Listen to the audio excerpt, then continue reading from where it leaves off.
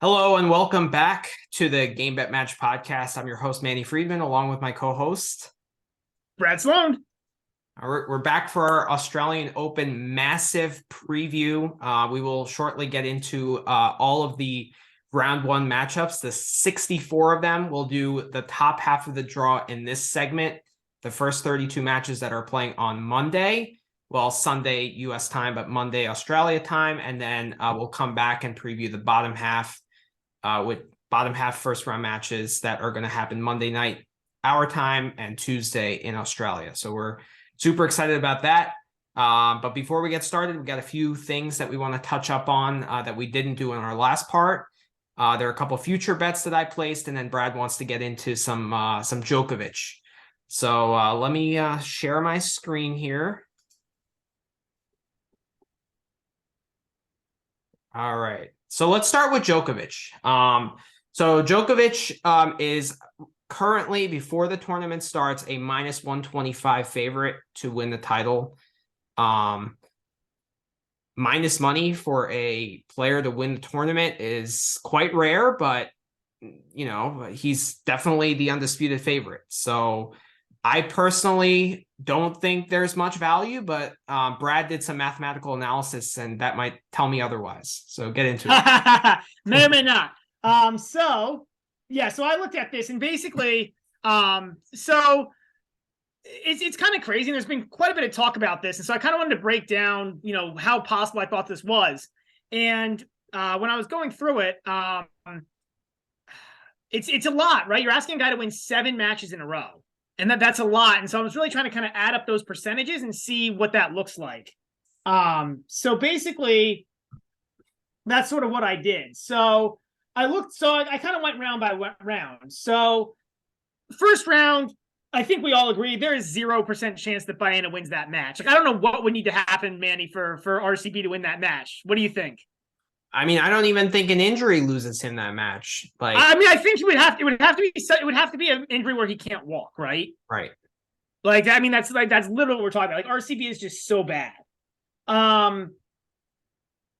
So then if he wins that, he plays probably Kuakad. In the second round, I don't even know how to say his name. Kuakad plays Deli, and he should win that, Enzo. I would give Enzo a small chance, maybe a 1 to 2%. And this is the thing too. Like, people go, "Oh, this guy has no chance in that match or no chance in that match." Not true. Like, in any given match, I mean, even RCB has some theoretical chance. I just don't think style-wise he has much of a chance at all. But like, Istomin beat Djokovic here back in, what was it, 17? I mean, that was probably the worst Djokovic we saw in 15 years. That was his slump, right? 16 and 17. So he's way better now than he was back then. Well, we think, right? Like but that was like the start of his slump, right? No, the start of the slump was really the loss to Query at Wimbledon, and it kind of went until the 2018 Wimbledon, where he kind of turned it around there and beat Nadal in that semi, and then Anderson in the final. But I guess I'll still stick with what I said. I think there's some small chance, like any one of these matches, that these guys can pull upsets. I mean, look, it's so you don't use that one. Federer got upset by Stakhovsky, right? Like, Nadal's been upset a few times by players outside the top 100. Like, right, it happens. It's not common. I'm not saying that, like, but I'm saying that he has a 1 or 2% chance, Enzo, of beating Djokovic, and I think that's fair. That's fair. You then get to the third round, and like, this is where the matches start getting pretty reasonable in terms of difficulty level. So, like, the seed in Djokovic's section there is Dimitrov. It's Dimitrov. And, like, Dimitrov, do we think Dimitrov's going to win that match? No, of course not. But, like, does Dimitrov or Karatsev have a 5? I gave him a 5% chance. That might be a little aggressive, but I think it's at least like 30 to 1 or something, 40. Like, I think there's some, like, Dimitrov's pulled off, good matches before. Like, he's kind of, he's beaten Djokovic. In Madrid, he beat him.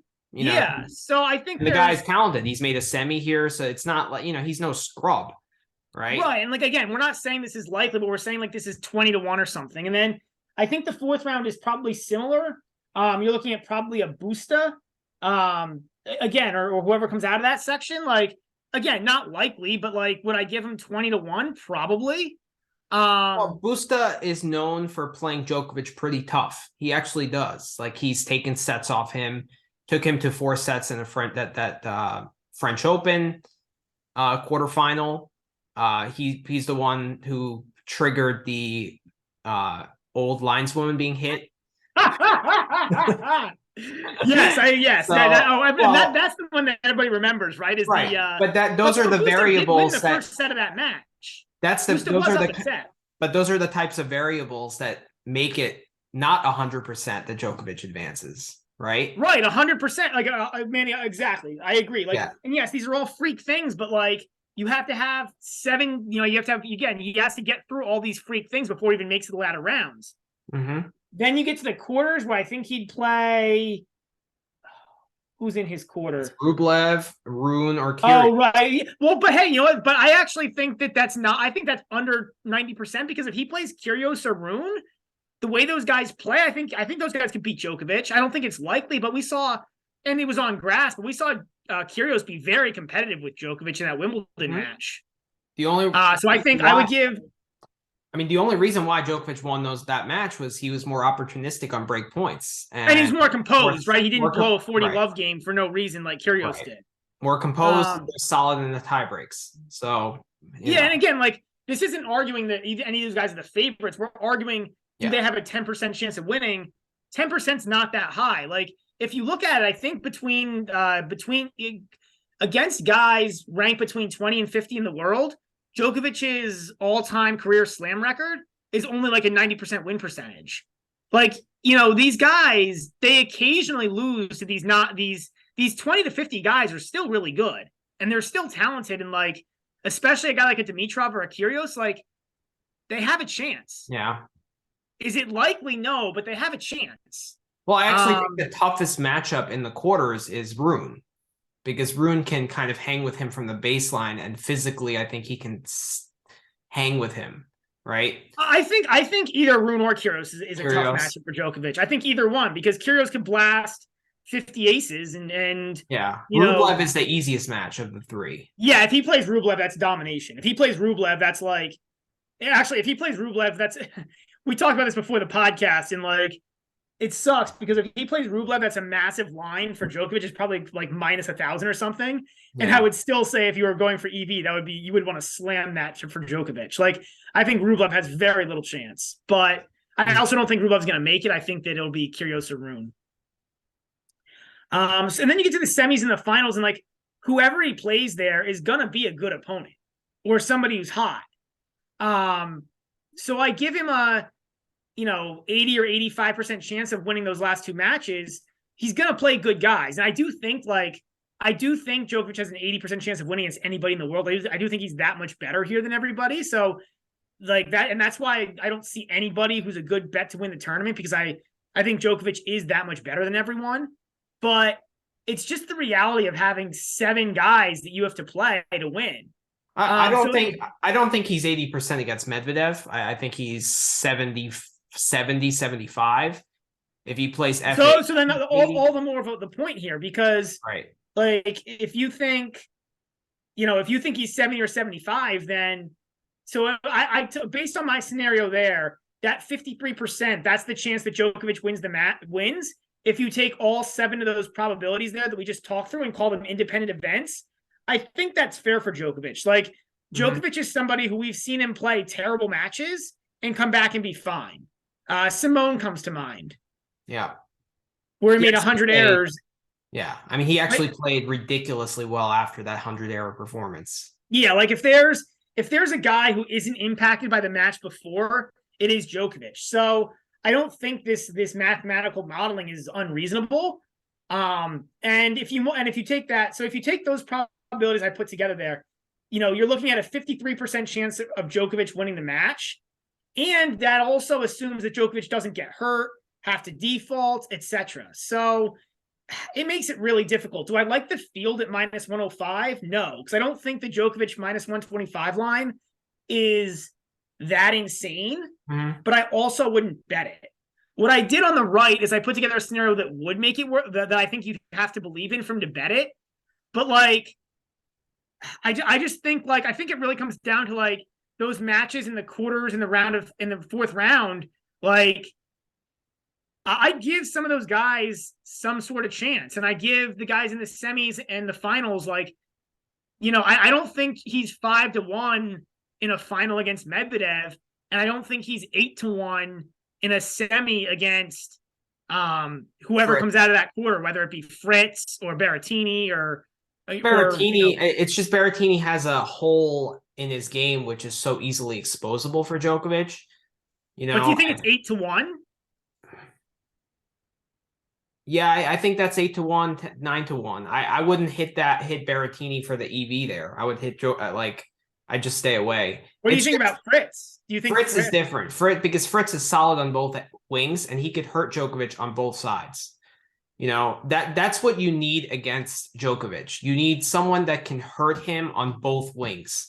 And Fritz, granted, Djokovic was injured, but Fritz took him to 5, right? I think Fritz took him to 5, right? A couple years ago. Yep. That Fritz is a way better player now. Yeah, granted, Djokovic was injured, but at the World Tour Finals when Djokovic was really healthy, it was 6-6 and should have. Yeah, I mean, so I don't think.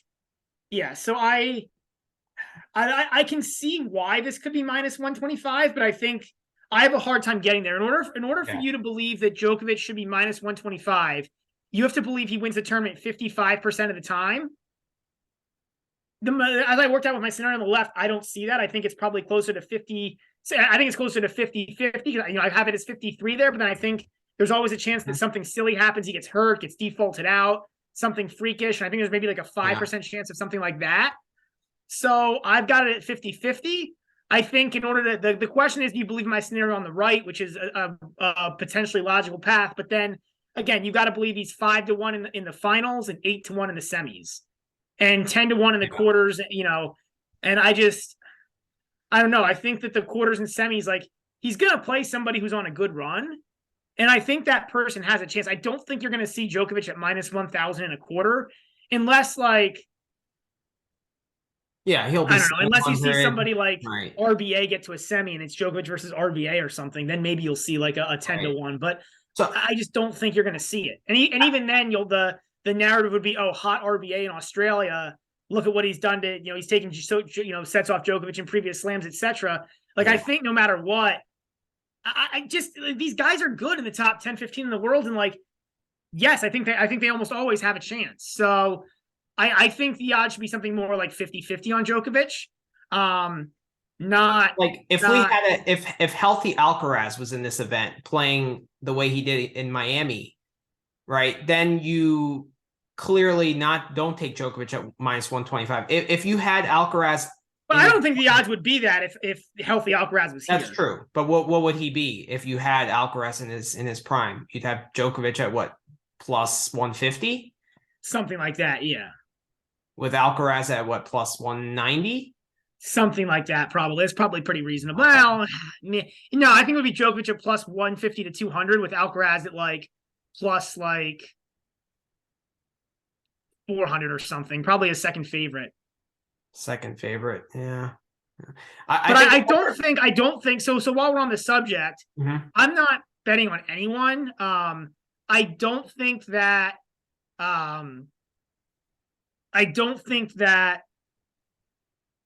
Medvedev at 5-1 is a good pick, just because he's got to. I mean, I don't think that's a good bet at all. The second most interesting bet to me is maybe Aliassime at like sitting at 16 or anywhere between 15 and 20, depending on your book. Right. Yeah. But I don't even think that's good. Like, as we started working this out, like, it's really damn hard to win 7 matches in a row. Well, also, I mean, besides Djokovic and Nadal, really no one has proven that they can win a slam. And Medvedev, I guess. You could say Medvedev proved it. But besides those 3 guys that are in the event, I don't think he's even playing. He's hurt. I know, I was just kidding. But yeah. What, Del Potro? I mean, yeah. So I think another interesting way of determining if there's value with Djokovic is since 2011, pick all the slams that Djokovic was an odds-on favorite and see if he won those slams. I think that's an interesting way of doing it. And if he won more than 50% of them, then there is value in this. Well, I mean, that's the crazy thing though, right? Is like he's won what, 20 slams since when did he win his second slam? Like 2011. So he won his first 2011. So he won 20 slams in 12 years. So it's like it's not ridiculous. I mean, that's 20 out of 46. Throw out the French Opens because Nadal was the odds-on favorite there. Like, so he's actually won more than half of the slams. And that's with, I mean, I think this is a weaker field than he's usually had, because usually he's had either a prime Federer or a prime Nadal, as well as a Murray to deal with. So yeah, I get it. I hear the argument, but I still think it's crazy. Yeah, I don't think it's crazy. I think it's I think the book has set the line here pretty well. I think I'll redefine that. I think it's like, I think if you wanted to say that Djokovic was even money, I think that would be bettable, or maybe like -110. I just think -125 is a little steep. Yeah. But again, the book is taking their vig. I agree with that. I don't know. I rarely see value with the futures with betting someone to win a tournament. So let's transition that into my future bets, because my future bets don't revolve around who's going to win the tournament. It's revolved around who's going to win the quarter. And I realized that some books allow you to parlay these, which was very enticing to me.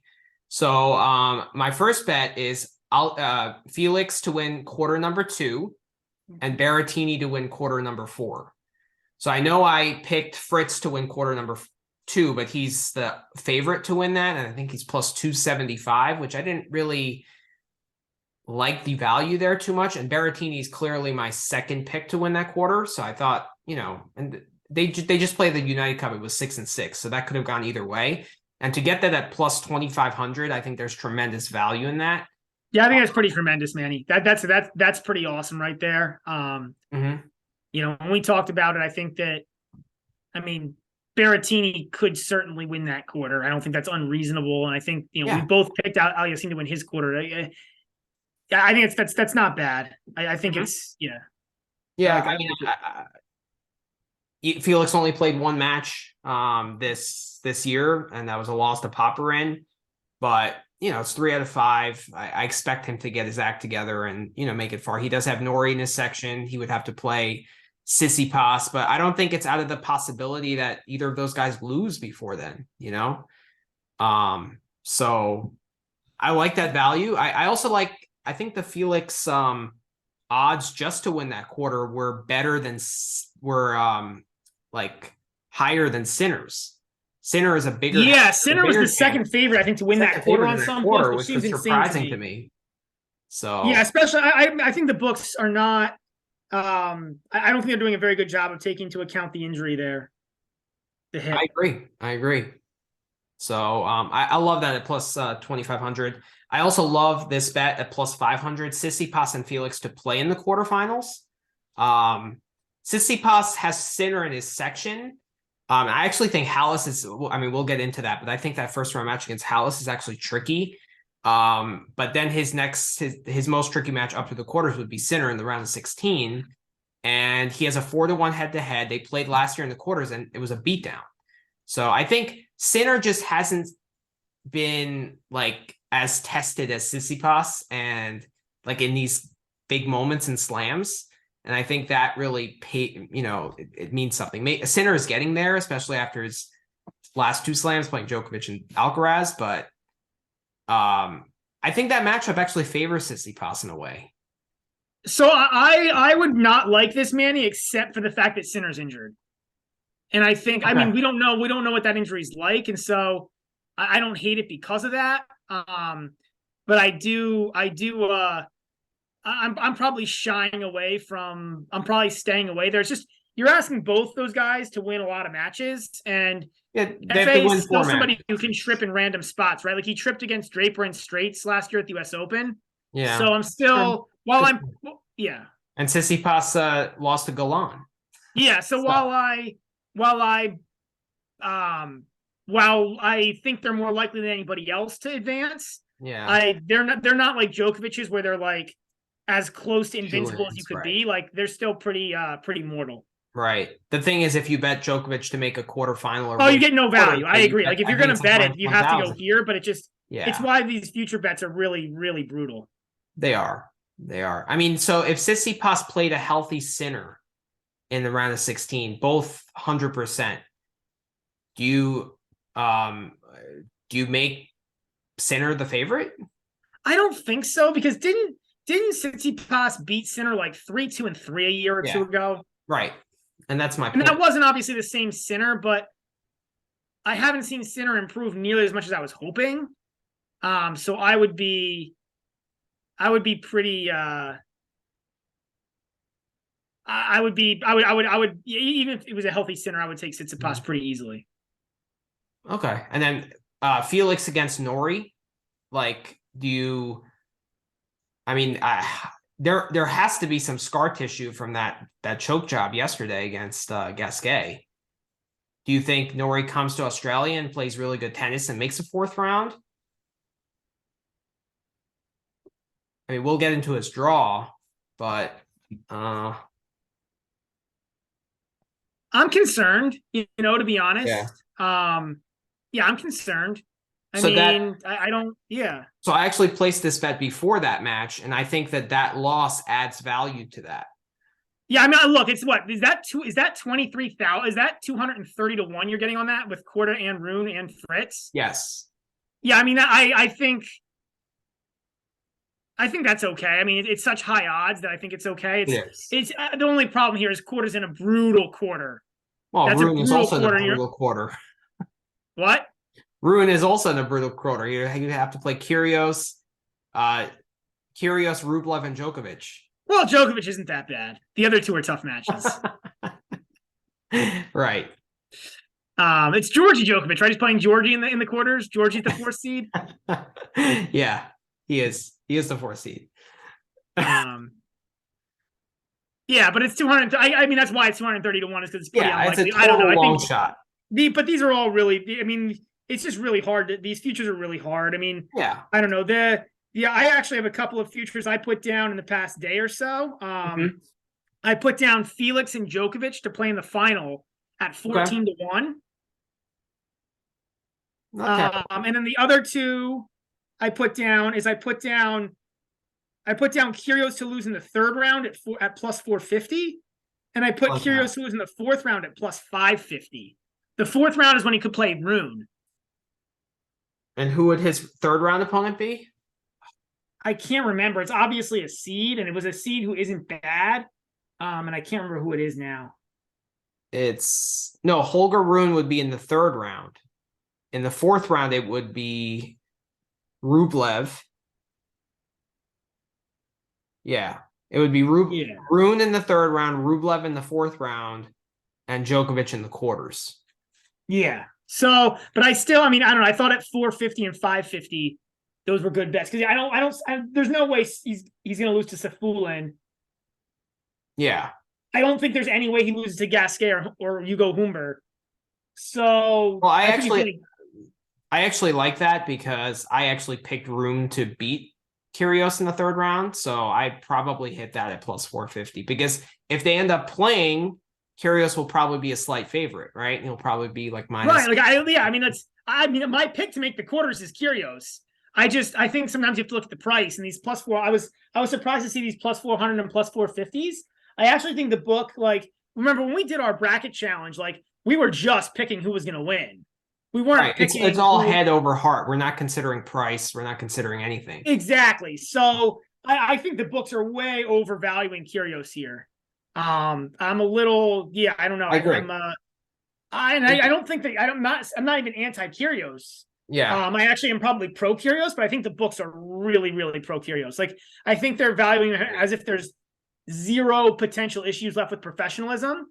And I would not agree with that statement. We haven't seen him since the U.S. Open. Right, exactly. He hasn't played a professional tennis match since. And I don't know if this is real or not, but I saw something where he said he's going to retire if he wins the Australian. He I don't wins know if that was fake news, him joking. Like, I don't know. So that's not a news flash, but well, he did say that before the Kachanov match at the US Open in the semi. And that's why he was so disappointed, because he wanted to retire from tennis because he only had 2 more matches left. And he was actually a favorite heading into the semis, I think. So did he say he was going to retire at the If US he wins Open? a slam, he said he's going to retire. Yeah. So that's, that's it makes me wonder if where his heart's at. Like, it could go either way. Maybe his heart's all in it to win one and then get out, or maybe his heart's not really there. Like that, we haven't seen that, right? We haven't seen a player who only wanted to win one slam win a slam. Like, we see players who want to win 20 slams win slams usually. Like, Right. Usually that kind of hunger is what's required. Yes, I would agree with that. So, I'm just fading him because of the fact he hasn't played a professional tennis match since the US Open. That's a long time where these guys are training week in and week out, like going all out for these Masters events. And I don't know. I mean, like, I don't like it either. Like, I don't and like, you know, going back to our futures, for the first podcast where we, you know, talked about whether or not he'll finish ahead of certain guys and stuff. Like, they were giving him way too much respect. I agree. I don't think I bet anything pro Kyrgios on futures. The only thing I bet him on was aces, and that's just because like his ace rate is like, if he is actually playing professionally, like, you know, playing like as a professional should play. If he plays enough matches, like his ace percentage, like the combination of him he's the best server on tour who has enough game to actually win matches on a consistent basis. He's not as good of a pure server probably still as Isner or Opelka, but those guys don't have the game besides that to win matches consistently, whereas Kyrgios does. Yes. Yeah. I mean, I think his odds to win one slam was like plus 300, which is just like, what the hell? Like, yeah, I think that's insane. That's insane. Just ridiculous. I mean, yeah, it's like what slam would you give him those odds at? I guess Wimbledon. I mean, you don't. That's it though, and he's got to be Djokovic. Don't win slams for smashing rackets. He's got to be Djokovic to win a slam, right? Like, because he's not going to win on clay. Like, he's not even like, right. Who knows if he'll even play clay? It's not going to be clay. So it's got to be one of the other slams, and Djokovic is the favorite at all of those. Yeah, and I would think he'll be able to play the U.S. Open. We'll have to see what happens there, but I would think.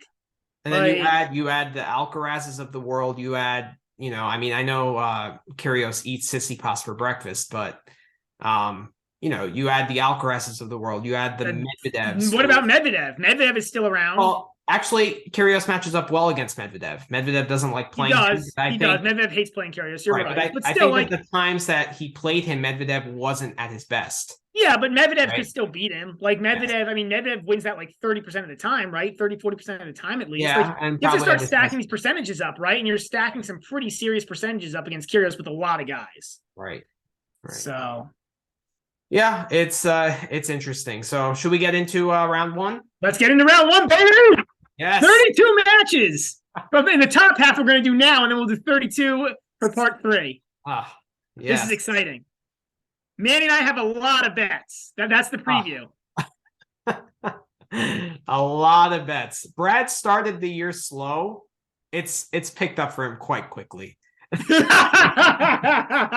can only last so long. I think part of the reason it started slow is we hadn't seen these guys play in 3 months. And now that we're getting some data, like, at least I know that these guys aren't coming off of like forever layoffs. And on top of it, like, these slams have some really good values, I think. There's some really interesting guys playing in this slam. Yep. Yeah, you have. So let's see. Let's start with the draw. So we're just going to go through each match one by one, right? We're just going to start with the top, as the top half of the draw is playing first, and we'll just go through them, right? Just one by one. And I think I'm going to pull up Bovada's lines.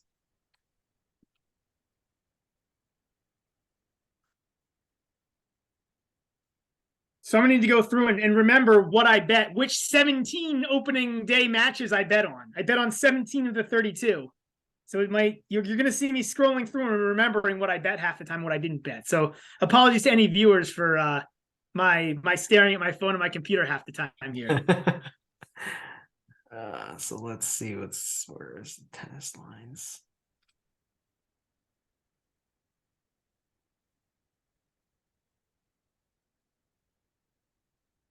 All right, let's start with Nadal and Draper. It's a good place to start. We're kind of starting with one of the more anticipated first round matches. If I could find the match. Come on, Bobata. This is ridiculous. You got to put these matches in order. This is nonsense.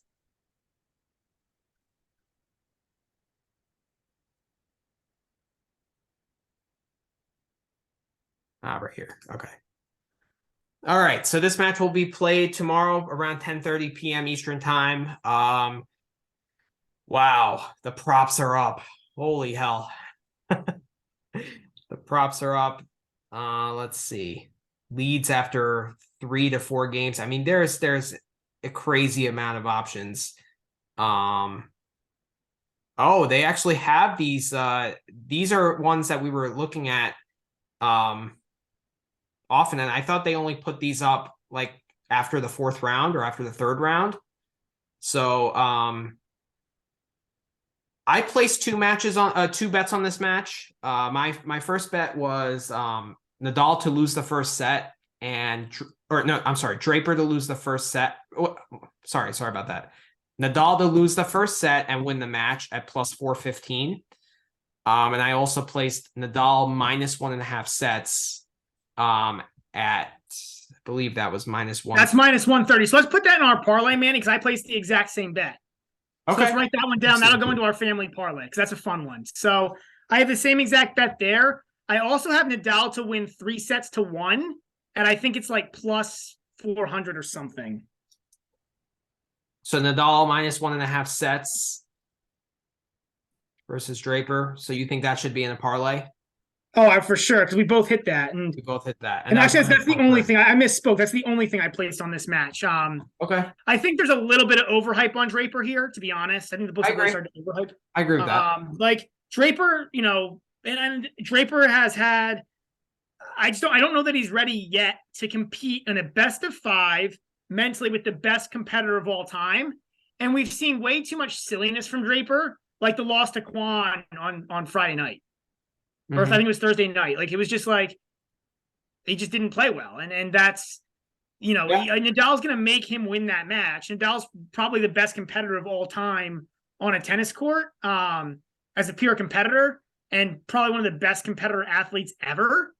I think that mental edge will get him through against Draper. I do think Draper could steal a set, maybe in the first 2 sets, but I just question if Draper is fit enough mentally and physically to beat Nadal. Well, that's actually the question mark around Draper, his fitness. Like he's pulled out of a lot of matches. Like he played 2.5 sets against Kachanov at the US Open and he pulled out of other events.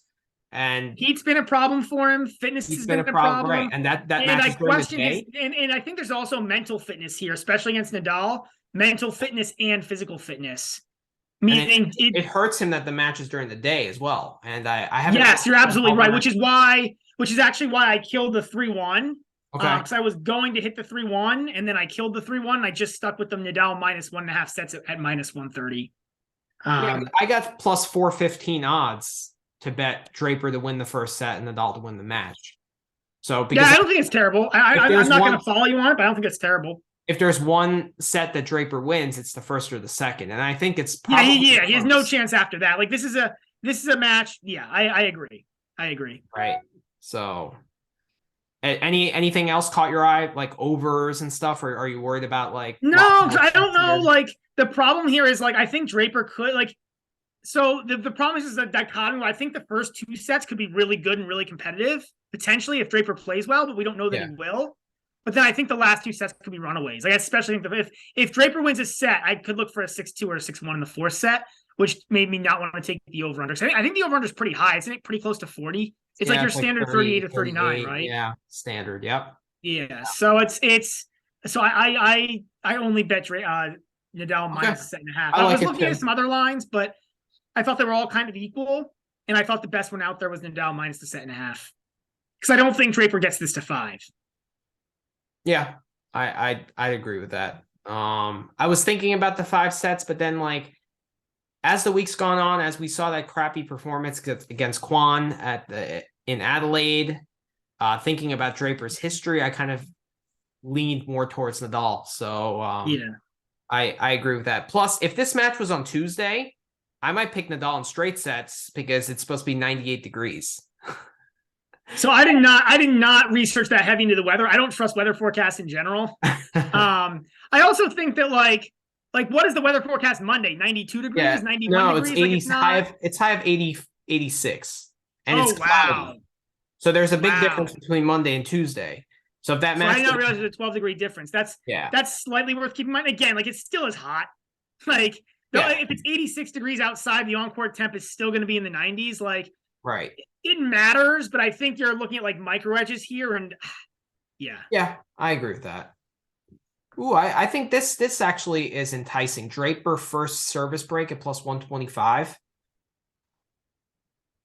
No,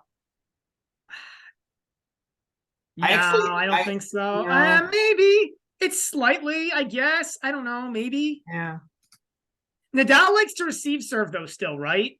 When he wins the toss, he does. He does. That is which true. means that if Draper's serving first, it's more likely that he gets broken first. So I think that's a pretty good line. I'd probably stay away. Again, I think the books in general are giving Draper a lot of credit here. They are. Like the line was like what, like minus 200 money line.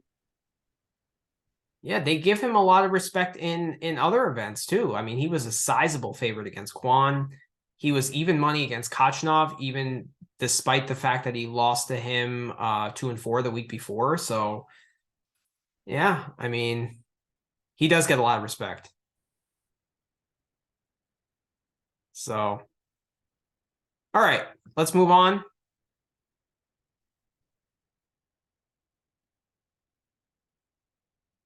Hello? Are you there?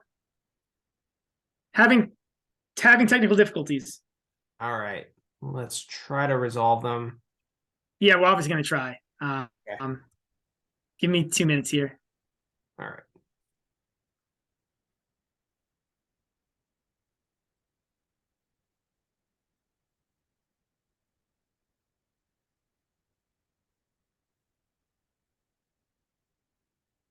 All right, are we back? Okay, yep, I can hear you. We're Okay, good. weird. Very weird. My computer just froze. Like the CPU usage went up to like 100% for like, I don't know. I don't even know why. Like, because I didn't do anything and it came back down. So, Okay. All right, very good. So, I think that covers it for this match. I mean, the hype is a lot on Draper, but that being said, it's a fun first round match. I'm really looking yeah. forward. Yeah, I just think there's a lot of hype on Draper. I just think the books are overhyping Draper. I'm Mhm. very disappointed though he didn't win because I was really hoping. So I have a futures bet on him to be the top Brit at like +4 something, and I have a futures bet on him to win a title, and I can't remember what the odds are there, but really had some chance to make up some points there and get that first bet cash, and we didn't do it when we were playing Kwan. So that was really disappointing. Yeah, that Like, is disappointing. That is disappointing. All right, let's move into the match who will play the winner of the Nadal Draper, the Nakashima McDonald match. I actually think this is very interesting. I think this is another conversational one. I don't know, man. The books love Mackie here. And like I think almost any line you can hit here that's pro Nakashima is the way to play this. Like Mackie hasn't done he beat Evans last week, but Evans imploded from 5-2. Like I think he was up 2-5, 15-40 or 2-5, 30-40 in the second set and just imploded. Mhm. And Nakashima, man, we've talked about this. Like Nakashima is one of my favorite guys to bet because he beats the guys he should beat and he loses to the guys he should lose to. So what's the line on this again? Nakashima is minus 175 and -3. Yeah. So I actually bet here. I'm pretty sure my bet here was Nakashima minus 1.5 sets, and I think the line there was pretty good. I'm looking up what I took here.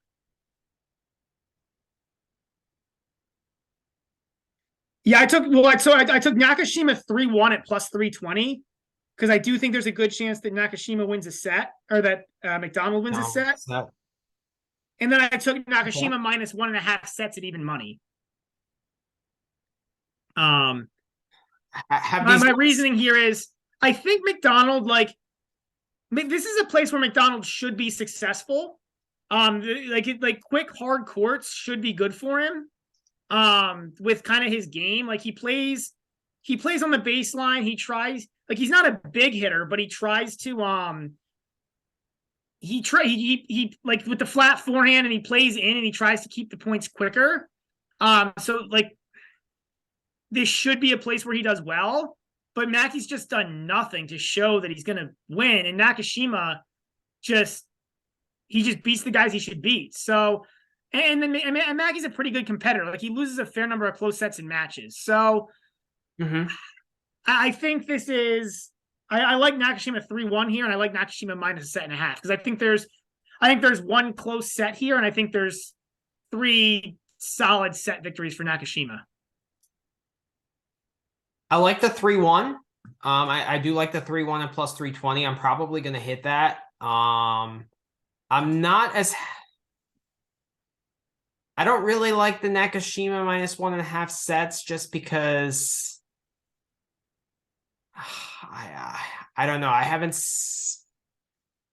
seen enough of Nakashima this year or a recent good run of form to kind of prove that he can win this match fairly easily. I'd rather just take the 3-1 since I do think he will win, but I think the price is better there at plus 320. I actually kind of like the over here. Think I placed over 37 because I don't see this match being straight sets. I do see. Yeah, so I was looking at that Manny, but I Yeah. do think I mean McDonald's serve isn't that right. Like you're not looking at 2 guys who are massive serves. Like I could easily see a 6-2 set in this one. In fact, I think it's either McDonald or Nakashima that tends to give up a lot of 6-2 sets. I was researching this pretty heavily beforehand because I was considering that. Yeah, I looked at this one for quite a bit and I couldn't. I'm looking at some stuff right now on Nakashima. I mean, Nakashima, he beats the guys he should beat. Like I'm looking at his record against guys outside the top 50.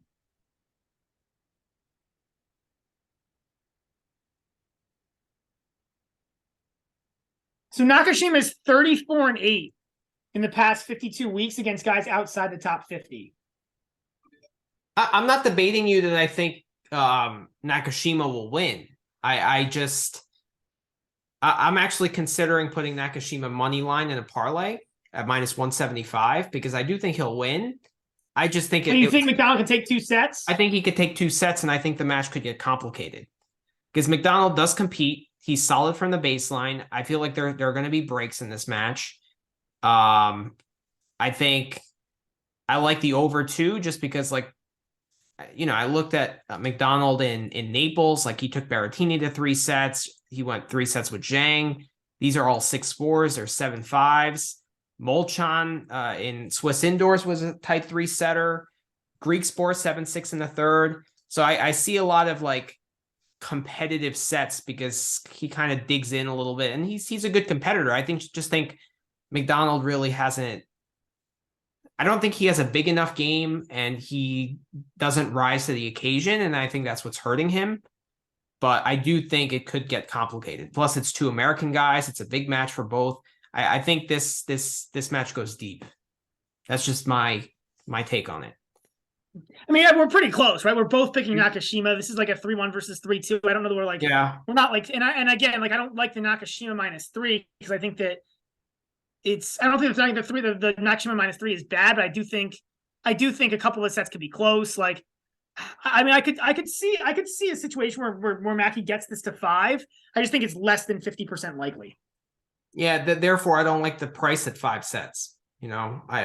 I would never bet someone to win in 5 sets. I just think it's too steep. I like the 4 sets better. I just think with physicality coming into play, the weather, I just think betting a match to go 5 sets is very risky. Well, it's also like, again, even if there's two like perfectly even guys, right? Like, Yeah. even if there's two perfectly even guys, like, and this is in theory, this is just pure math. If every set was just a pure coin flip between two guys, you'd still only get to a fifth set 33 out of every 8 times. And that's assuming that you had like every set is a perfect coin flip. We know in a match that's obviously not true. Right. So yeah, I didn't bet on any matches to go 5 sets. I think usually the lines there are pretty brutal. Yeah, I'd agree with that. I think I'm just going to stick with the over on games here.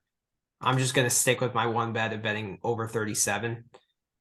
I think has the over under gone down to 37? What did I place it at earlier today? What is it right now? I placed at 37 and a half. It's 37 and a half at minus 130. What is it right now? Is it still 37 and a half? Yeah. No, wait. I'm sorry. It's 38 and a half right now. I got it at it's gone up. Yeah. I don't think the over there is bad. I mean, I think I don't think I would ever go under on that. It's 30. It kind of stinks because, like, especially in these hot conditions, like over 37 and a half, like you have one guy play one bad set and all of a sudden you're like kind of chewing on your nails, especially with two guys who aren't huge servers. So are you going to get are you going to get a 7-5 or a 7-6 set, which is what you're really looking for in order to hit those overs? Yeah, I also think that the fact that it's the first round where both guys are fresh, I think that, and it's not terribly hot tomorrow, I think going 5 sets is not. Yeah, I don't think it's terrible. I don't think it's terrible. I just both of these guys are going to compete. Neither of them are going to give in really. Yeah. I was making a broader point that I think these over-unders in these 5-set matches are so much tougher to bet on. I agree. Like, because they're like in best of threes, you're basically like, if the match goes 3 sets, you almost always hit the over unless you're talking about Goffin versus Gasquet. So like you always have that, like, if both guys win a set, I hit the over, which is nice. Whereas here, like, you're not, like, with the over-under on games, you're really not so much betting the over-under. Like, betting the over-under on sets and the over-under on games is very different in these matches. Mm-hmm. Whereas in best of threes, it's not nearly as different. Yeah.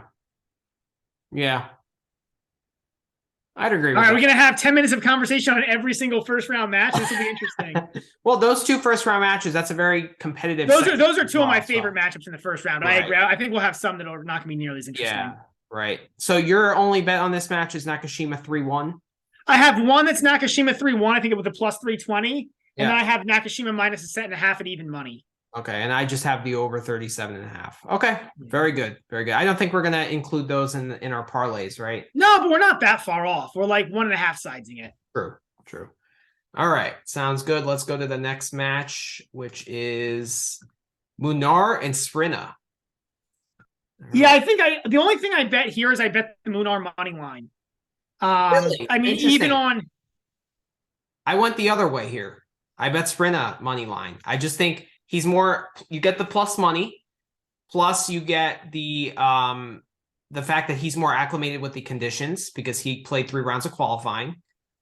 I just think Sprina also has slightly more weapons, and I think he can bully Munar around. I know you're high on Munar. You tend to bet him a lot on the clay, which is understandable, but what has he really done on the hard courts to prove that he could win this match? Well, what has Versina done to prove that he could win this match, right? Qualify. I think that whole. Well, okay, but he beat Righty, who I believe was injured. He had taken medical timeouts in the match before, and I don't believe 11-4 score if Righty's healthy. He barely beat Kitchker. It was 2-6, 7-6, and then he got a retirement, but he won the second set tiebreak 10-8 in that match. And then he beat Jubb in 3 sets, who's not in the top 200 in the world. So, like, yes, qualifying is impressive. And I will say I do love the point about being in the conditions. I I forgot the Munar first round match in Auckland that he lost was indoors, I'm pretty sure. Because they played on that silly indoor court in Auckland. Right, he also played Pune, lost to the champion, Greek Sport. Okay. But then he lost to Arthur Fields. But I'm looking at this. So before that, I don't know. Sversina's a very average challenger player. Like, so before that, in the 10 matches before that, he was like 5-5 in the 10 matches before the qualifying. You know, when he lost to Oat in straights. I just don't think like I agree with you. Munar's not a great hardcourt player. But like I think he went and like I wouldn't hit this line if it was like minus 400. Like I think Sversina's a very live dog here. But minus 200, he only needs to win 2/3 of the time. I think he gets there. But I do think this could be a long match. I think this could be a very tricky match. I think Sversina has a shot. I just think he's had some decent results, which show some decent form. Like to go to beat Christopher Eubanks in Seoul, to go 3 sets with Rinky. Yeah, but again, we're talking. These are all challenge level guys, right? Like you're like, well, like what has he beaten anybody in the top 100? But to me, Munar is challenger level on hardcourt as well. So that's the difference, right? I think Munar, is he top 50 in the world on hardcourt? No, but is he that bad? Like, I don't think he's that bad on hard either. Like I mean, and granted, this is more of a statement on Ruud than it is on Munar, but he did beat Ruud in Tokyo. He did beat Papirin. Like, I don't. Yeah, look. This is all about Munar, right? It's not really best for Sina. I think Munar is good enough to get there 2/3 of the time against, like, there are qualifiers where I like against Struff, I would probably pick Struff over Munar. So it's not that I think that Munar is this great, like, I don't think he's this great player. And I think Sversina certainly could win the match, but I think Sversina's like top 150 in the world, top 200 on hard. And I think Munar is probably somewhere in the bottom of the top 100. And I think that gap's enough to get me money line minus 200. The more you're talking to me, you're actually talking me more and more out of it. But especially the plan, the conditions, and having played 3 matches to qualify. Yeah, I just like the price. I think plus 175 is a good price to take a stab on. See, I don't think this is ever. I don't think this is ever Sversina. I think if anything, this is Munar, and this might be a stay away. But I don't think this is ever Sversina. Like he hasn't done anything. His only top 100 win is Coria on hard, and Coria is worse than Munar on hard by a significant margin. Fair. I think. I mean, unless that's how bad you think Munar is on hard. I mean, I respect his compete level. I mean, these guys will both, battle it out, for, 4 or 5 hours if they have to. And Sversina, like, anyone that kind of grinds out in the challenger circuit, I mean, they're no Kyrgios who's just gonna start smashing rackets and tank, right? So, and I think Sversina just has a little bit more firepower, Yeah. Slightly more aggressive, and I think just Munar's biggest strength is competing. Right. And I don't think that's really enough. And I don't see enough good results in the recent past to take him at minus 200. But that's just how I see it. Do you? Yeah. So, I mean, I get it. I think this is close. I wasn't all over this at first. I had to look into this. Like, this is, it's interesting because we're talking like, this is a combination of me believing in Munar's compete level and me not believing in Sversina as a tour level player yet. Whereas I think you're coming at it from saying like and you're coming at it from saying like where is Munar? It's interesting. I mean, I think it's interesting. I'm still going to stick with Munar. I just think even on hard, I think he's a better player than Sversina. Like, we're talking, I mean, just about who's going to win the match, but do you, based on our conversation now, do you like anything with the total or the game spread? Like, no, I don't know how this match is going to go. Like, I think this match could be very close. But I also like, again, Munar's a guy who, like, it's not like there's gonna be a ton of tie breaks. It's not like there's gonna be a ton of, like, there's gonna be plenty of breaks. So, like, you know, but I could see this going 5. You Right? like I an could see, I mean, I just said I could see Sversino winning. I think Sversino has a yeah. 25 to 30% chance of winning the match. So, So like, do you like Sversina minus plus 1.5 at minus 105? no, no. But I wouldn't hit the Munar side of that either. Like, I'm very much sure. I think Munar money line because I think he's got experience and I think he gets, like, I think he gets there. Gets there. But in some way, but I have no idea how he's gonna get there. I just think he'll somehow get it done. Fair. We can agree to disagree on this one. I just it's not that I really have that much confidence in Sversina to win this match. It's just I like the price. You know, if it was plus 150 or plus 140, I'd probably stay away. But I like 175 there. I think there's value on that. So let's move on. So that's us talking 10 minutes about some no-name first round match. But okay. All right. I actually really like this match. Ymer and Nishioka. So, I mean, so here I hit the Nishioka money line. I agree. think that Nishioka is being ridiculously underpriced here. Oh, well, actually, I don't. So that was my initial reaction, my 5-second reaction. Mhm. And then I was really scared because I was like, what does the book know that I don't? Is this a trap line? And then I started reading into it more and, like, Nishioka's had issues at slams. He has not been a good slam performer. And I don't know. I don't remember what his record is at slams offhand, but Nishioka has not been a good slam performer. Maybe, Manny, you can pull it up. Let's look at. Oh, wait. And Ymer's playing. I mean, Ymer's playing as well as he ever has. But so is Yoshi. I mean, Yoshi's a seed here. So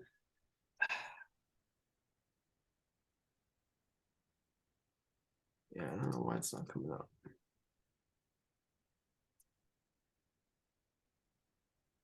So let's see here. So wow, he's played a lot of matches recently. Grand Slam. well, if you're looking based on recent, then Yoshi's the clear pick here, right? In my mind, this is all the thing against Yoshi here is grand best of fives and then Grand Slam specifically. He's lost his last 6 matches at slams. He's got a loss to last year here. He lost to Radu Albot in the first round. Not a good loss. That's not a good loss. He lost in 21 to Pedro, where he won 3 games total in the final 3 sets. That's not a good loss. Yeah, at the Open, he lost to Fokina. In straights, when we thought he'd do a lot better after he had that good Right. run in Washington.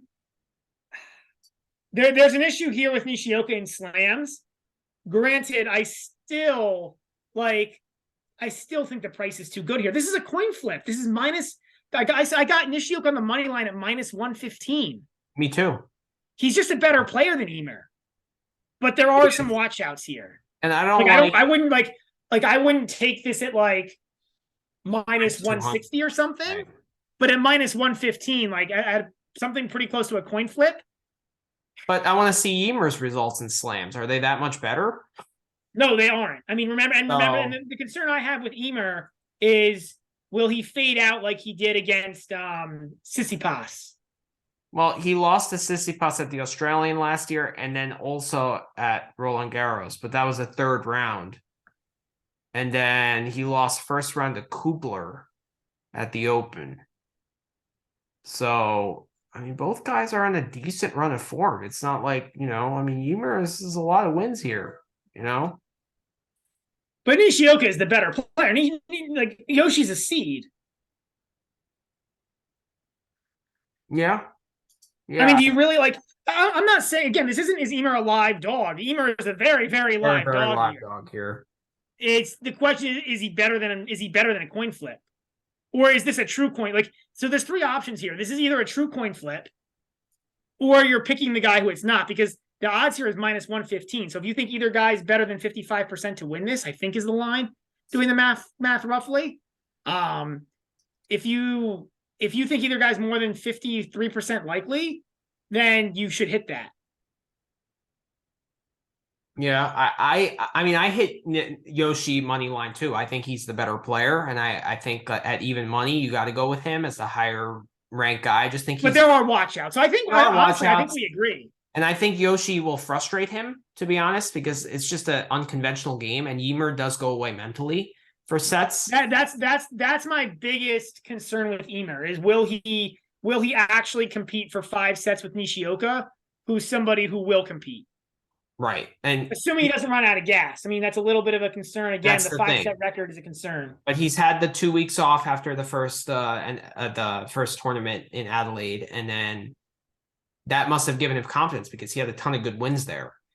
So yeah, no, I mean Yoshi. I like Yoshi as a player. they've never I'm worried played. about the slam record, but it's not enough for me to think that that he's going to lose to Ymir. Like I think there's a good chance that Lemur's a very live dog. Yeah. But I don't think he I mean, he's not really a dog. They're pretty much even money. I could also see this going over, but I wouldn't hit it just because of the potential of a 6-2 set or a 6-1 set. I also think that either one of these guys could actually go away. But I think this could also be a very close match. So I'm staying away from anything except the Yoshi money line. But I just think the Yoshi money line here is so good. Like minus 115. It's not ridiculous. Like I said, I don't think it should be more than like a minus 140 or minus 150, but it is pretty good. Yeah, I don't like any of these set lines. I think 3 sets at plus 160. I think it's a kind of a shoe in that it goes either 4 or 5 here. I don't think it's straight sets either way. The set spread. I mean, again, what is Ymir's compete level, right? Like, does Yoshi frustrate Ymir so much in the first set that Ymir just goes away? It shouldn't. Ymir should compete. It's a slam, but like this is kind of the MO with Ymir. I mean, so, I can also see Yoshi winning the first 2 sets, and then Yoshi just having a dip.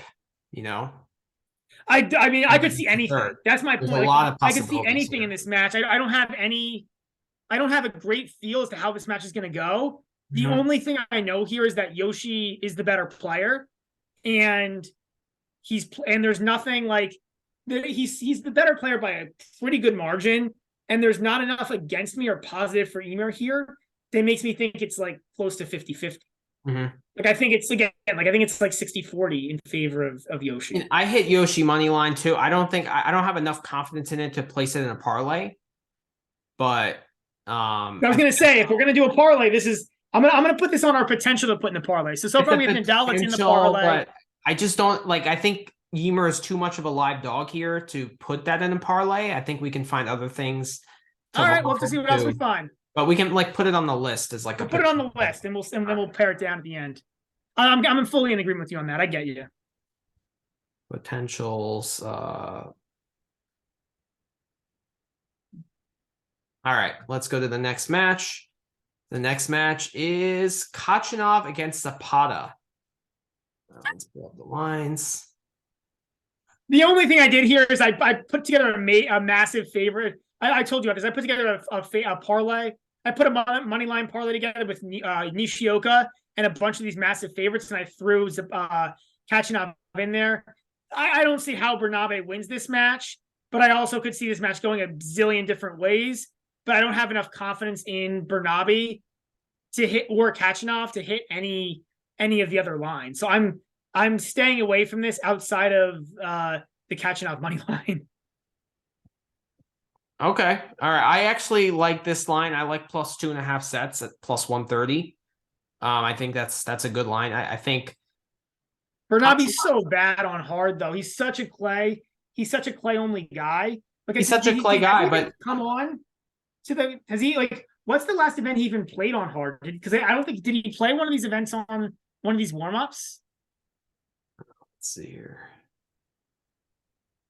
So he played Adelaide 2, lost to Millman 2-2. Yeah, I mean that's well, he did play an event, but I mean, yeah. All right, so the one event which kind of caught my eyeballs is his result at the Open when he played Tommy Paul and lost in 5 sets. So Tommy Paul is a much, much better player. But I think over 5 sets, Zapata's compete level, because he competes harder than most, I think it actually will win him a set So that's why I'm going to disagree. Because remember, the U.S. Open are slower hard courts. These Australian Open hard courts are much quicker. That does not favor Morales at all. But I could see Kachanov dipping for a set, but not enough. Not enough. I think that line is pretty well set. So I don't like that. I don't like it.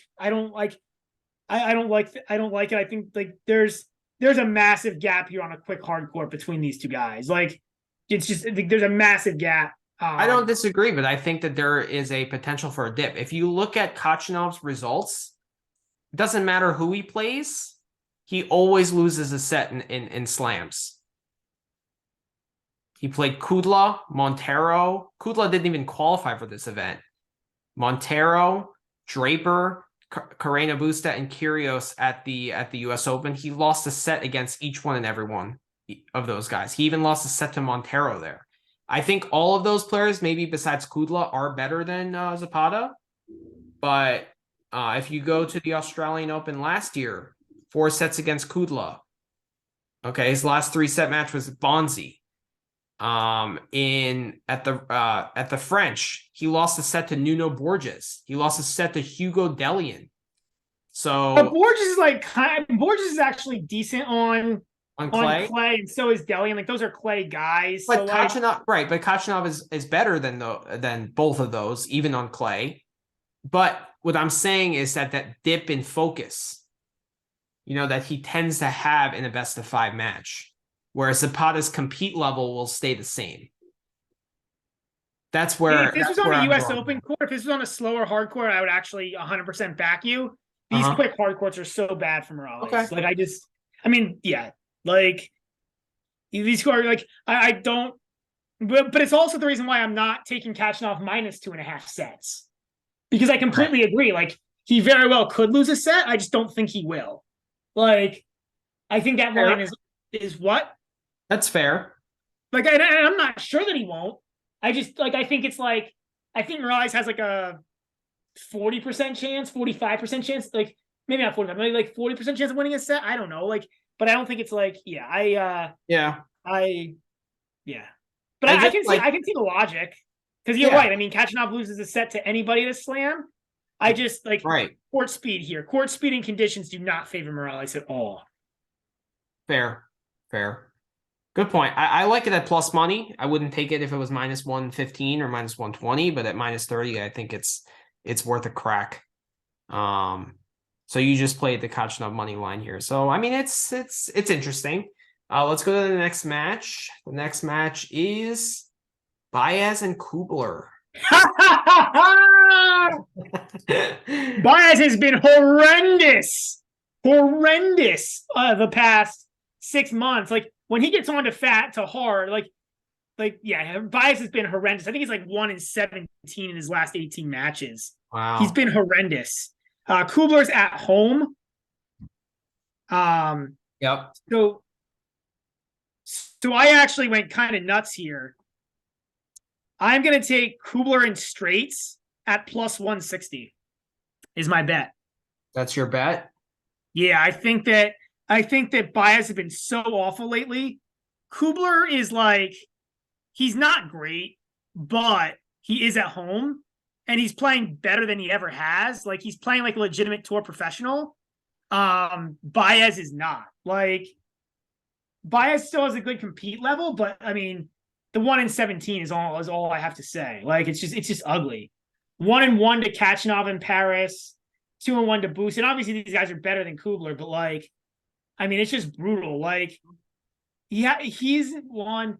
He beat, and the only win he has is against Sonego on hard since July. It's actually his only win period since July is Sonego. The only other guys he's won a set against are Emer, Ajimenini, and Gojo and Pedro. Oof, that's rough. This is set. What'd you say? He doesn't want to set against anybody except those 4 guys. So as a single bet, I might place that minus 2.5 sets. I like that bet. In the bet I placed earlier today was Kubler -1.5 sets. So I think And that, what did you get that? There's some kind of minus money, right? yeah, it's -165. I got it Yeah. at -145 when I placed it yesterday. Yeah. So, but I think that even I'm not willing to take that risk at -2.5 sets. You know, when there are two guys that are like not that great. Kubler also isn't that good. Like this is all Right, about exactly. Baez just being absolutely terrible the past 6 months. Right. So we have to take into account mental dips and stuff like that. I just think the -1.5 sets is better value to put in the parlay. Would you be willing to do that at -165 in the family play? Maybe let's put it on the list because, like, honestly, when I looked at this, Manny, I looked at like pretty much every pro Kubler line, and I was like, what is my favorite one of these pro Kubler lines? I think there's more value on the 2.5 sets than the 1.5 sets, but like, I don't think the 1.5 sets is a bad play either. Like, we're pretty aligned on this one. Okay. But we'll put that on the maybe. Especially because like Baez does compete, right? Like he That's did get true. to 7-5 twice against Alcaraz. Alcaraz. He but again, those are slower hard courts. Like since the fast hard court in the indoor season was just awful. Like Did you actually hear about the court speed and the conditions? the Like you're ITF doing the ranks research? the Australian Open courts as a 4 out of 5 court speed. And the US Open, what, as a 3 and a Is 5? it 2? 2. Yeah, it's slow hard according to the ITF. Interesting. Okay. Yeah. I really like the Kubler -1.5. I think that's a great play. I think this is all about how much risk you want to take. I don't like. I think the -2.5 is better only because I think that Kubler, like, I just because I think Baez has been so bad that this could be Kubler in 3 tight sec.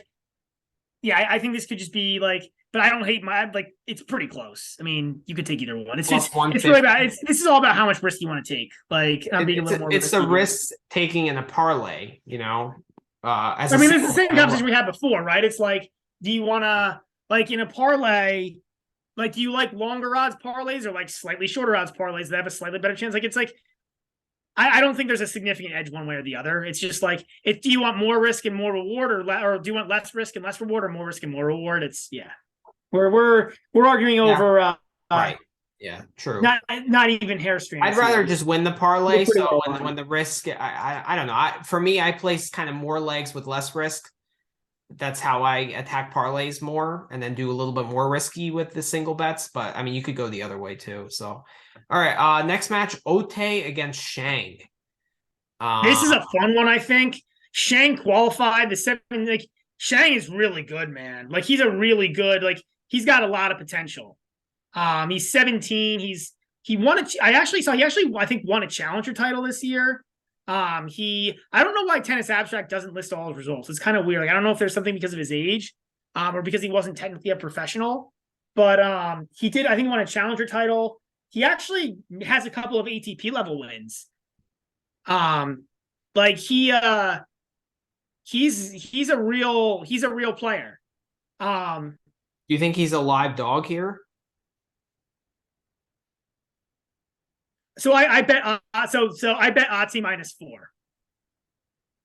And the reason I did it is Ati has a massive serve, massive forehand, more firepower than Shang. Okay. And therefore I think he's the pick.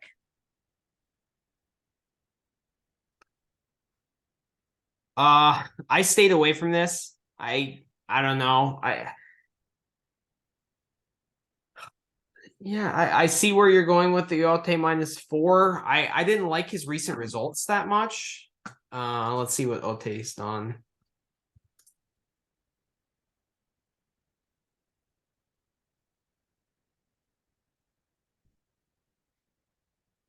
Yeah, losing straight sets to Machak. Lost to Felix and Isner. Beat Zapata. I mean, they're not bad actually.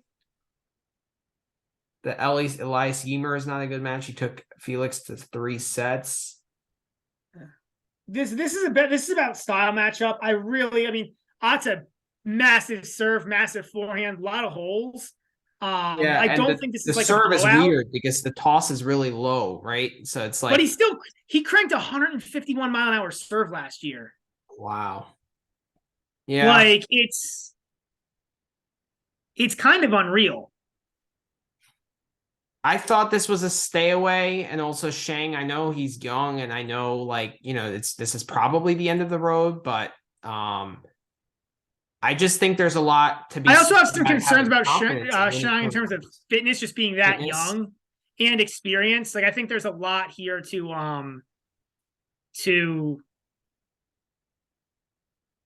know I think what? there's a lot here to You're fade. talking me into it. I think I'm gonna go ahead and place Alte -4. I like it. I like it a lot. All right. I will just write that down and I will place it after the pod. I don't think it's very professional to place bets on air.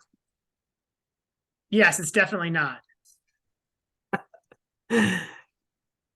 Very unprofessional, many of you. Very unprofessional. All right. I appreciate it. Yeah, this is an entertainment only podcast. Remember, it's not like it's illegal to bet on offshore gaming sites. All right. Sounds good. So you talked me into that one. I think that's good. It's probably the end of the road for Shang. It's a win to make it for him, right? So it kind of reminds me of like Korea at the World Cup, right? They qualified. It was like such a long shot bet that they would make it to the knockout rounds, and then they had to play Brazil. I mean, I'm not comparing Oscar Ote to the Brazilian soccer team, but I'm just saying when you have that elation of making it, your kind of motivation and your like sense of urgency tends to go down a little bit. So I like that. And I like betting the game spread here. I think that's a smart play when it's only -4. Like that could be the game spread in a best of 3 set match, but here we have more time. Yeah. So I think I like Shang's chances to steal a set here, actually. But if he steals a set, it's probably going to be 7-6 because of Ote's serve. I think he's going to have. That's kind of my feelings. I don't know how many 140+ mile-an-hour serves Shang's seen before. Yeah. So I do. You saw 140-mile-per-hour forehand from Verdasco, no? He did. But he saw a lot of 140-mile-an-hour forehands going in the net, and that's kind of why he succeeded. Yeah, exactly. All right. Next match is Daniel Altmaier against Francis Tiafoe. I think I stayed away from this one. Stayed away. I did too.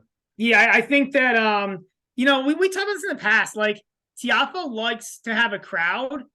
That's probably an outer court match at the Australian, which isn't a crowd. Like it's obviously not his home crowd in the U.S. Open. So, yeah, I'm staying away here. This isn't even one that I want to put in my parlay because the odds are really long. Like the books are giving Tiafoe, I think a lot of justified love here because he's been really good and he's been a lot more professional lately. But I don't think it's so much like lack of professionalism from Tiafoe. I just think he needs that crowd to like feed off of.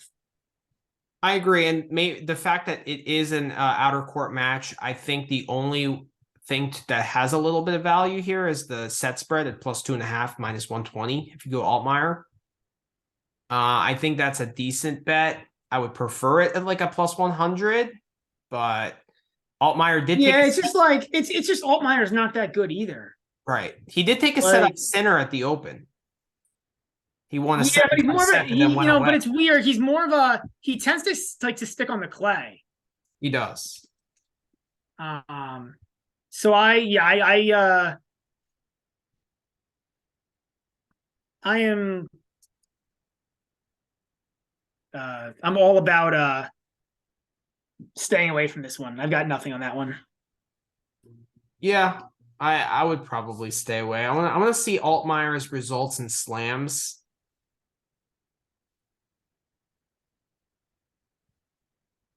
On the Challenger Tour last year, Sinner. Yeah, he actually took 2 sets off Sinner.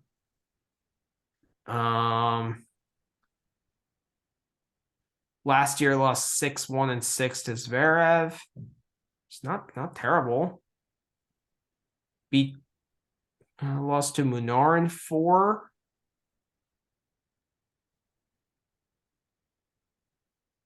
You know what? I'm hitting that. I like that. I like the Altmaier plus 2.5 sets. I think he can steal a set here. You don't like it?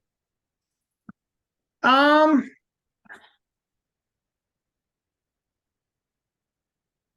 don't like, again, it's just like it's not that I don't like I don't like Altmaier on this surface. Like, I think if this is at the French, or if this is even like, I guess if this is at the French, maybe, right? Like, if this is at French, I probably love it, but I don't like it here. Like, these are fast hard courts. So this does not play well for Altmaier, but I'm also worried about mental dips from Tiafoe. So that's why I'm staying away. I'm a pretty hard stay away here. Okay. All right. You talked me into the stay away. I'll just stay away as well. It's probably the smart thing to do. And then you look and it's 2, 2, and 3, so Yeah. All right. Next match, Hubie Hurkacz and Pedro Martinez. Ooh, so I did bet this. I think Okay. I bet this as a looking at this. I think I bet this as a Hubie and straights. See, I don't know. We can get into this conversation now, I guess. I don't like straight set bets. I really don't. I just think there are too many variables here. The matches are too long. The dips in concentration is such a factor. And it's just like there's too much time where sense of urgency can't be that high for 4 hours unless you're Nadal. You know what I mean? And like Hurkacz is the way better player. I'm not arguing that with you. That I'm not arguing here. It's just he also hasn't been that great in slams. Like, I looked at Hurkacz's results. Most of Hurkacz's results at slams, he's lost a set. It's very rare that he wins a match in straight sets against anyone. So I don't really like that. Yep, I hear you on all that. This is Pedro on a hard court, on a fast hard. Again, like you're looking on a fast. Yeah. I'm really into this fast hard court thing. So this is Pedro on a fast hard court. So like, if this was the 2004 Red Sox, or if it was any kind of red surface, I might be into a Pedro Martinez bet, but not on a green surface. It's also Hurkacz and I'm looking at the stat on it right now, but he's a really, really, obviously the serve, right? Yeah. Favors Hurkacz, and he's a really good tiebreak player, like a really good tiebreak player. True. And so I think that Pedro has a good chance to get a set to a tiebreak. My thing is, can Pedro break his serve? And if not, can he get to a tiebreak? Which is why I didn't like any of the game spreads, because I think this is like Hurkacz -8 or something, the game spread. It's not good. Not good. Which I don't think is good, but I also don't think it's good for Pedro, because again, Pedro's just so bad on hard court. So like, yeah, this is I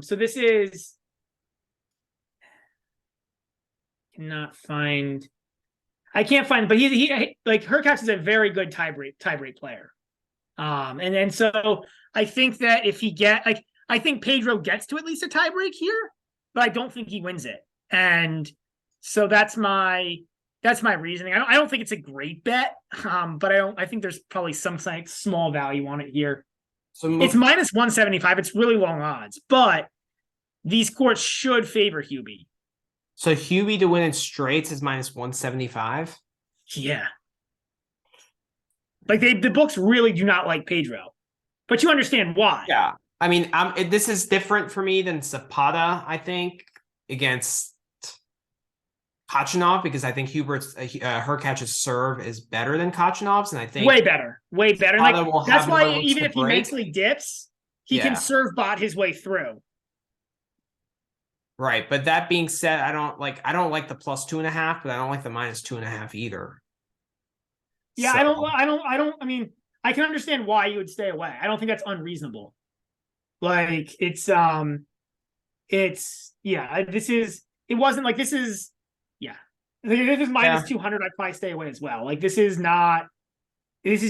all about Pedro just like not being it's about Pedro not being good on or not being good on a fast surface. Yeah. And it's about Pedro not being like, and it's also about Pedro not being good in first sets. So he comes out the gates. So I think Hubie gets the first set pretty easily, and then he's got to win 2 out of 2 against a guy who's a way better player. Yeah, but I can see the logic either way on this. Pedro has lost his last first set 6-1, 3-6, 3-6, 6. Wow, he lost 6-love, 6-2, 6-3. He comes out of the gates really slow. Even Munar, he lost the first set. So he's lost his last 1, 2, 3. 4, we had this discussion, remember, on one of the previous pods. Yeah, he lost his last 8 first sets. Yeah. Damn. And I think it's like 14 out of 15. He's terrible coming out of the gates. What's the first set line here? I might do Hurkacz minus 2.5 at. It's horrible. It's like minus 400 or something on Hurkacz, the first set line. Might even be worse. But bet the spread minus 2.5 at minus 145.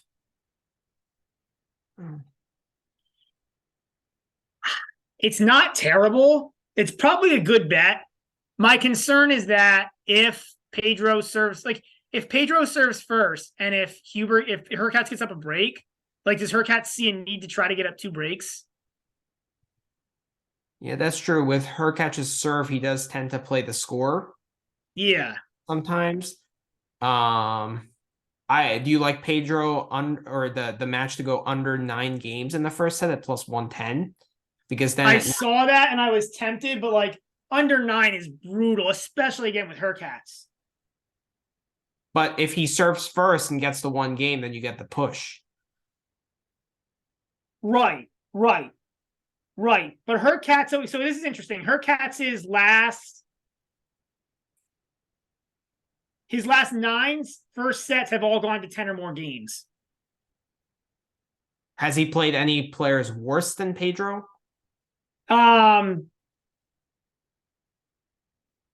Manarino, Stan. So no, but like he's gone long sets with guys who aren't like amazing players. Sonego, he went to a tiebreak with in the first set back in Metz, and Sonego's horrible on hard. Yeah, but Sonego won that event. He did. Yeah,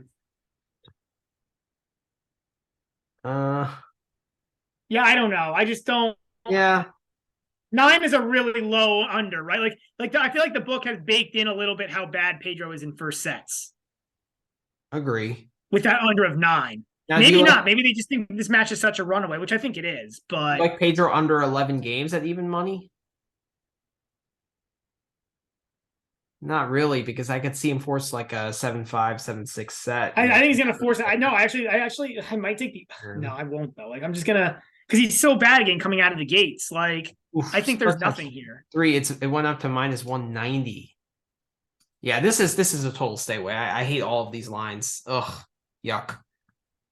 Like I said, the only thing I like here is the Hurkacz minus 2. What is the Hurkacz minus 2.5 sets line now? Minus 190. Oh, so it went up. Yeah. See, and that would be close to my stay away. Like the minus 175 is really thin. I don't love it by any means. Yeah, it's right. You're paying a hefty price to get that. So, but I do think Hubie's such a better player, and like I'd be like, if this was Kachanov versus Pedro, I'd be a lot more concerned. But with Hubie's serve, I think that. Well, that was my rationale behind going with Zapata plus 2.5. Like, yeah, if it was. I think that Zapata is like actually, believe it or not, worse. Like at least Pedro tries to show up to hard court events. Like Zapata barely even tries to show up. Zapata barely shows up to a hard court event if it's not a slam that he's got a direct entry into. Zapata beat Pedro at the Paris Masters. Love 4 and love. Or love 6. Okay. I don't know. I think they're pretty even. They're pretty evenly bad on fast hard. But Yeah, we're arguing about two really bad players. But this is again like challenger level stuff. Like who is the worst challenger? And it's like so hard to say. Yeah. All right, next match. Sonego against Borges. It's actually quite interesting. I didn't really heavily study this match. Did you have anything here? Ew, this is a complete stay away from me. This is ew. This is just ew. Like this is gonna be ugly, ugly tennis. Like, yeah, this is a complete ew for me. The only thing I saw was over 38 at minus 115. I kind of liked. Oh, but like these are two clay guys. Although I guess Sonego's tried to show up to hard courts and he did win Mets somehow. But I don't know if you've studied Sonego's matches. He always goes 5 sets. He plays so many 5-setters and slams, or at least every match goes at least 4 with him. Yeah, I don't know. I mean, you're not wrong. Like you're not wrong. I just ew. That's the only thing I have to say about this match is ew. Like I think it's gonna be an ugly, ugly match, and I'm just not. I'm not. You can't convince me to bet this one. Like, but I hear your reasoning. I mean, I don't know. Borges is really bad on hard too, right? Like Borges is also a clay guy. Not that it doesn't matter with Sonego. He'll go 5 sets against anyone. He won 5 sets against Jordan Thompson. He went. Yeah, but I think Jordan Thompson might be quite a bit better than Borges on hard. Like. But Sonego rises to the occasion too. He kind of plays with the crowd and stuff, and I feel like if the player is better, he might raise his level. You know, he has enough firepower to raise his level, but he just has so many dips. You know what I mean? I know. Look, I don't. Yeah, I mean, yeah, I don't know. Like, fine. It's. Yeah, I just think this is a really ugly looking match. Borges actually played kind of okay on hard recently. I don't know. I did look at this match. I couldn't like I thought the lines were all set pretty well. But I hear your logic on Sonego. I just always get careful with the logic of this guy, like, does this, it's like I'll use that logic that you said, Manny, more to stay away from guys about slams more than to bet guys, because like you're looking at a pretty small sample size usually. Like, you know, like when you're talking about somebody at slams, you're looking at like usually 5 or 6 matches. True. That is true. Yeah, to me, this is just. But if he was playing, I'm going to stay away too. If Sonego was playing a big server instead of like a clay court grinder, I'd hit the over here. Like if he was like, I'm just looking at some of his slam matches, like against Feliciano Lopez, that was a tight 5-setter. Then he played Oscar Ote, you know, so because like he's not a good returner, right? And he's not a good server with the mental kind of dips and concentration. So I think the over would be more enticing if he was playing a bigger server. But the fact that he's not, I could see also like a 6-1 set somewhere, you know, with the lap and concentration. So stay away. I think you got that. I mean, who do you think just wins that match? Just like from who advances? No, I mean, I think Sonego. I think Sonego's a better player, but like, yeah, this is to me against Hurkacz. I would play the over. Like if he plays Hurkacz in the next round, I'm playing the over there. Yes, that's fine. That's fine. That's fine. I agree with that. Yeah, but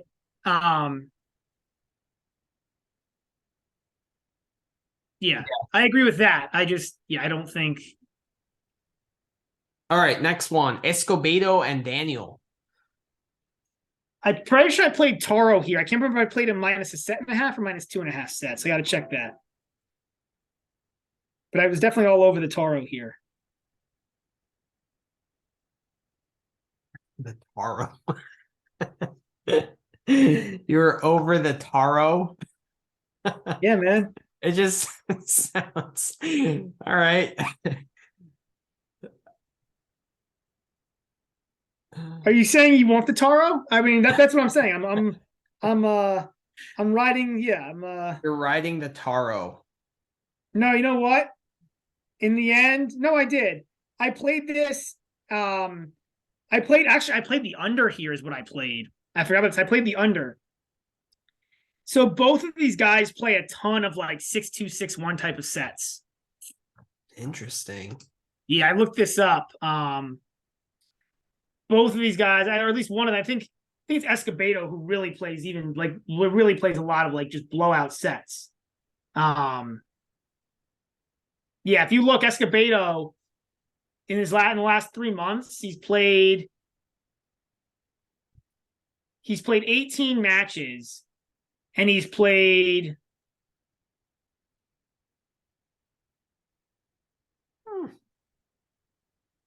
3 and 4. 9. He's played 10 sets that were 6-2 or so. Like I think there's a 50% or better chance, especially with not having big servers here, that one of these sets goes 6-2 or quicker.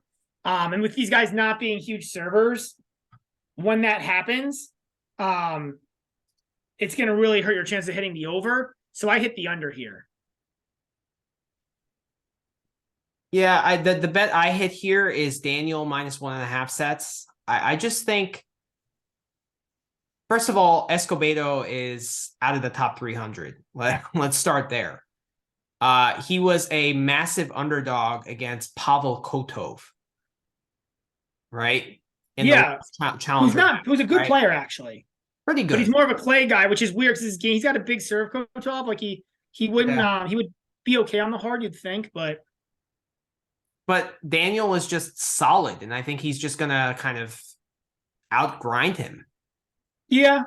And that's it's just, again, this is just too. I don't know how has Daniel been recently. I'm looking at his stats now. He lost in 3 tight sets to Kwan in the second round of qualifying in Adelaide, which in hindsight is actually not a bad loss. Well, except Kwan was only good at that tournament. I mean, Kwan was a lucky loser to get into Adelaide too. So I'm not like. Yeah, I mean, Daniel is who he is, right? He's really like he's like an in-between challenger and ATP Tour player. Mm-hmm. Like his ranking, like he's definitely the better player over Escobedo. What was the line for a set and a half? I wrote it down here in my notes. I got it at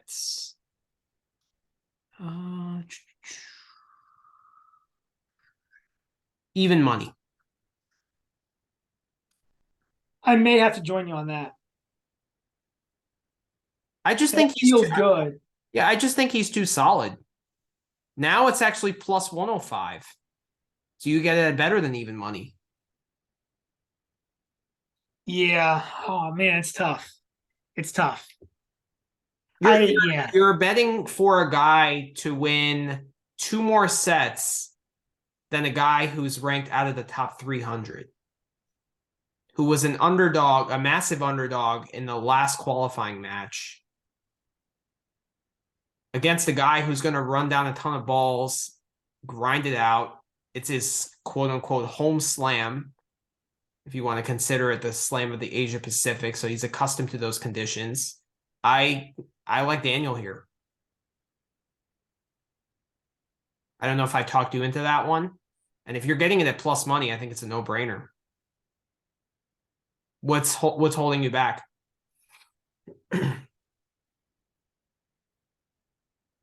I don't think there's really much of anything. I mean, like, I think you're right. I think that Daniel's well, okay. So, yeah, I think he's the right play. I mean, he's got this really ugly loss to Ajit Rai in Auckland, who's a futures player.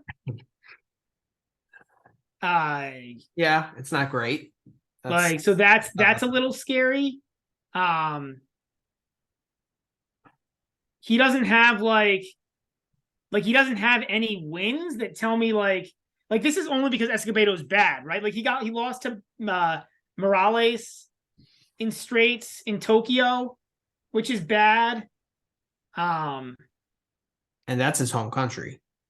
Yeah, like there's nothing that tells me he's like, but like Escobedo is so bad too. And I guess that's why I kind of hit the under and stayed away from everything else, is because like but you might have talked me into like plus 105. Like maybe I just take the plus money and pray. I'll probably do that. I think you talked me into that one. A little bit it's more bad on bad, but he's potential, probably like good enough to win 3 out of 4 in sets. Atlanta, beat Corda, Monterino. Those are good wins, like I mean, maybe he's not as good on form, but Escobedo. That's the thing. Like since the US Open, he has nothing. I mean, not nothing, but he's got his wins since the US Open are Nava, Emilio Gomez, both the Pedros, a second win over Pedro, and Edward Winter. It's not good. I don't get me wrong. But do you look at Escobedo's and are like, oh, that's much better? No. But that makes me feel like this match is like 6-5 to your favorite guy, Michael Moe. His MO is losing matches, not winning matches. So, yeah. He lost to Jun Cheng Shang. I mean, the win against Shelton is good, but yeah, he has the win over Shelton. He has the win over Bradley Klon, who's I don't know, like Klon, like Klon he used to be good before he got hurt. Yeah. I don't know if that's a real win or not. It's a question. I just think Daniel is just more solid. He's gonna make Escobedo hit a lot of balls, and I think that's gonna drain him mentally. And I think he'll win 3-1, but I like it. Minus 105, plus 105. I think you talked me into it, and the price may not have been as good when I went to look at that. You may have talked me into that. I still like the under 38 as well. Okay, but I might play both of those. I haven't placed it yet, but I definitely want to do that. Yeah, 1.5 sets versus Escobedo. All right, next match. Lajovic against Shapovalov. I think I stayed away from this one entirely. Like Shapo has been such an enigma recently. Like, and by an enigma, I mean like he's not as bad as he was like middle of the year. He's starting to show promise, but it's not consistent. Like he lost a set to Hijikata. And that was not a pretty match. Like yeah, I mean, but hasn't Lajovic kind of fallen off a cliff? He has. Like that's why like if you're getting top 40 dudes on Lajovic, you might want to take a crack at him, but no, Lajovic, this surface I don't think suits Lajovic. Yeah, he's a clay guy. Losing to Montero 4-2 is not good. Losing to Magar 6-3 is not good.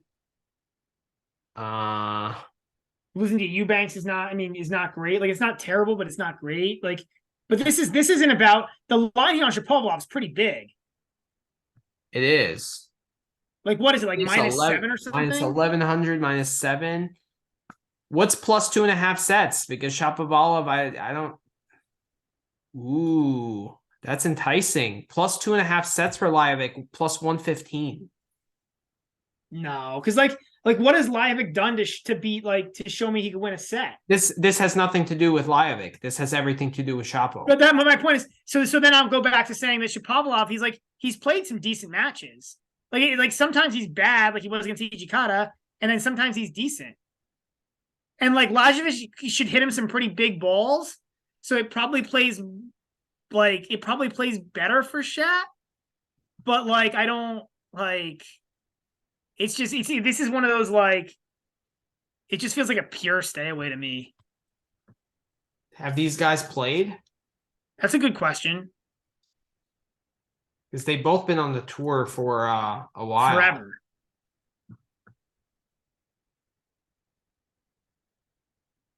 Shapo has 1 win, 1-3 on clay. All right, that tells me something. I know that was 2 years ago, but that's Lajovic's best surface, and he's beating him 1-3. again, like that's why I'm not hitting. They were not. That's not the reason, but like I'm staying away because I don't. Shapovalov to me, like he's. I think actually I did put this in my big my money line parlay though, because I don't think there's any way Shapovalov loses this match. It's just does he lose a set?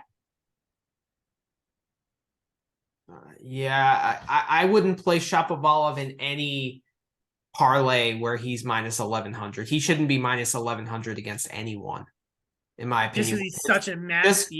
Just with his like erratic shot making. Like his ceiling is top 5, right? His peak. He's that talented. But his worst is like really, really bad. You know? Because it's not that he Yeah, and you know what? You're right. And you're gonna be proud of me. I kept him out. Shapovalov is the one big favorite who I kept him out. You're gonna be proud of me. Good. Yeah, yeah. Because I agree with you. He shouldn't be minus 1100 against anyone. Anyone. Shapovalov is pretty good in slams, but he was pretty good as a player until like a year ago. Where like a year, like 18 months ago, Shapovalov, yeah, like this is much easier. It's only the past year that he's become this insane enigma where he like has a hard time sometimes against like top 200 guys. Like Hijikata. I'm gonna have to hit the Lajovic plus 2.5 sets because, like, you look here, he lost a set to Jere, he lost a set to Kwon, 2 sets to Kwon, and I think Kwon was worse back then last year. Then at Roland Garros, he lost straight sets to Holger Rune, which wasn't a bad loss, I guess. Wimbledon lost a set to Nakashima, lost 2 sets to Rinderknecht. At the U.S. Open, lost a set to Carballes Baena, who we were making fun of earlier. So 2 sets to Husler. I just think he's too erratic, and over 5 sets, he's just going to go through a lull. That's just the way I see it. He's just going to miss like 4 or 5 balls and lose a 6-2 set, and then kind of regain it and probably win in the end, obviously. But yeah, and I'm getting that at plus money, plus 115. Yeah, I mean, to me, like if that was like plus 150, I would take it. At plus 115, I'm probably just staying away entirely. Like Shapovalov is just for me, he's too all over the place, too erratic. For over 19.5 games. Well, I'm actually betting on Shapovalov being erratic, right? I'm no, but it's the other way too, right? Like erratic does not mean like always bad, right? Erratic means that there's a wide range of outcomes, right? And like, so you think there's a potential of this match also being like 2-3-1? Yes. Right? There. Do you disagree? If this was a second round match and Chapo was in good form, then yes. But a first round match, there always tends to be a little more nerves. Plus, he has a lot of points to defend. He has a quarterfinal. I don't know if he's thinking about the points he has to defend. I think that always plays into, because if he doesn't defend the points, he's out of the top 30. So I think that we're not in their shoes. Like, is he tracking that though? I mean, I can't imagine Shapovalov is really tracking his points to defend. Why? Because you think he'll get wild cards into these events? No, I just think that like he's I think he knows like his general ranking is like I don't know how much these guys like if you're getting from like 80 to 60, that's huge, right? So you're getting into events. As long as you're in the top 50, you basically play any event you want to. So I don't know if he's thinking about his points to defend in terms of, I need to make sure I stay in the top 20. Fair. Yeah, I mean, I don't think Nadal is thinking about it. But I think a guy like Shapo might. I see what you're saying, though. I don't know. I mean, if there's one thing to play, that it's that. I still have to think about it. But Shapo wins it, no doubt. And I don't think it goes 5. Right? if we're just asking the question, does Lajovic win a set, right? Right. That's the only question. Okay. All right. Next match, Korda and Garin. I stayed away because this was just way too steep. Yeah, the odds on Korda are quarter. The book has way overreacted to Korda losing a close match. He didn't even win the match, right? He just lost a close match to Djokovic. And apparently he played great. I didn't watch it. Everybody's told me he did played play great. That's fine. The book is way overreacting to one match. They are. That he lost. And I'll still stand by that. He lost. Like, so, you know, when you mentioned that you were kind of pissed with this draw and how it's like fixed and all that, like, this is one of the matchups I was kind of pissed at, because if Korda was playing anyone a little better on hard court, I might take a stab at him, because like they're overreacting, right? So you're kind of buying high on him, or no, buying. Hasn't Garin done pretty well in hard court slams? Now, granted, he keeps getting he's like done well in slams recent, just period. Right, and but it's been really weird because he's gotten like really good draws, like insanely good draws in slams, and therefore he's advanced pretty far. Like he made a quarter. He made a quarter of Wimbledon. Yeah, I know. But he also made the round of 16 the year before when there were actually good players in it. Yeah, but he made the third round in here last year. Yeah, he beat Bagnus and Pedro to get there, so it's not like the most impressive thing in the world. But like, you know, it also shows how bad he's been in other results. Granted, he's been doing well in slams, but is still ranked 87. Yeah. I mean, he did. Well, he didn't get any points for his Wimbledon quarter. That killed him. But yeah, he got a quarter in a round of 16 the last 2 years in Wimbledon, which is just hilarious. Like, it's. I mean, we always think of RBA as like a clay court guy, but actually grass is his best surface, you know? Like, same with. Well, I don't really think of RBA as a clay court guy, because RBA is a little different in that he's more of an attacker. Like Garin is a clay court guy. Yeah, but his best results have been on grass. Oh, well, for slams, right? But like again, best results. Okay, look at the guys he's beaten. So in 21, he beat Morales, Mark Polmans, and Pedro to make the fourth round. Yeah, that's true. Like that, those are three guys that probably shouldn't be in Wimbledon. Right. Last year he beat Elias Emer. He beat Grenier. He did beat Brooksby, but on grass, that's probably not Brooksby's best surface. Yeah. And then he beat Demonor. Which was a crazy match. Which was a great match. That was a great match. It was a great match. And that was a really impressive win, actually. Demonor is a legit win, but like... From 2 sets down. Yeah. Fantastic win. Also a fantastic day for me, because I bet them to have the same number of double faults, and that hit. At like plus 500.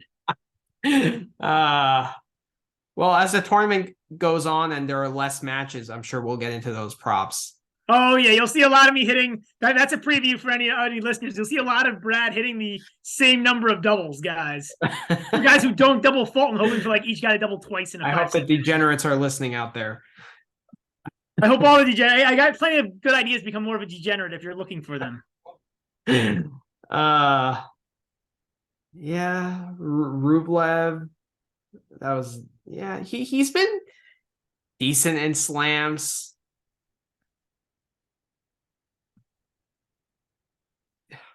But it's Korda. I mean, I don't trust the book was so high on Korda, but I also like maybe he is that, and Garin, I don't know, Garin, like he's done well at this event, but otherwise I don't think his hardcourt results are very good. And I mean, the reason why I didn't pick Korda to, win this quarter, or I wasn't higher on him, is because of his results in slams. Like, I don't think he plays that well if he plays Medvedev, because he has to maintain that level for 5 sets. Yeah. He's never proven that. So, I mean, so just like a little side note, if Korda ends up playing Medvedev in the third round, which is a total popcorn match, what do you think the odds are there? What do I think the book will put them at? I think the book will put them like minus 200 or minus 300. The books are going to love Korda. No, No, again, I meant minus 200. It might not even be 200. Probably like plus 200, 200, 250 plus 200. for Korda. Yeah, plus 200 plus 250 for Korda. Okay. Yeah, which I think is insane. So what do you think he should be? Plus 400? Like something between 3 and 4. If he's plus 3 or 4, I'd probably hit Korda there. I think Korda has not done well in slams. But that price is very enticing. I mean, it's not like Medvedev. It's not like Medvedev's been like completely out of form, right? Like Medvedev is still a top 5 player. He's still the second favorite here. Yeah, I mean, we'll get into that more if that match happens. Yeah. Let's let that happen first. I agree. Probably. I mean, the matchup is good for Medvedev too. I think he likes playing those attacking style. Like that's why he matches up well against Tsitsipas, right? He kind of likes counterpunching against those guys, so I think that plays a factor. As far as this Korda Garin match, I stayed away. I don't even like Korda 3 sets to love at minus 175. I could see I don't. I think just this is a because total stay away for me. Garin's has had good results in slams, so I mean, Garin's serve is not that good, so I could see Korda winning a set 6-1 here easily. So I don't like the plus 8.5 either. So yeah, I don't like anything here. This was a complete stay away for me. All right, but Korda wins that match pretty easily. This one was interesting. This one I actually like this match. Watanuki and Rinderknecht. Did you hit anything here? I don't think I did. It's a fun matchup. Watanuki's been really good on the Challenger Tour recently. And Rinderknecht's been playing really well as well, which makes it an interesting matchup. But I think that's why I actually stayed away. Is because both guys are playing well. So this line actually moved from 2 to 3 on the game spread, and I hit it at -2. I think it may have been 2.5, and I hit 2 on the alternate line, but that's what I hit here. Rinderknecht -2 at -145. That's probably good. Watanuki's been on a tear though, but not against guys playing as well as Rinderknecht. No, yeah, of course not. No, he's a challenger tear, right? But Watanuki is, and again, these are all wins against not great competition. But Watanuki is,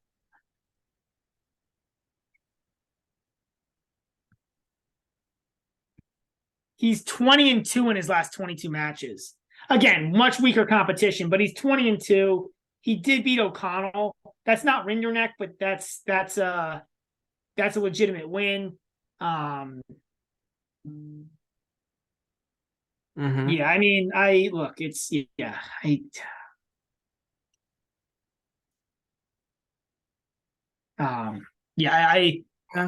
both Watanuki's been really good. Watanuki, I think, is a very live dog here. Yeah.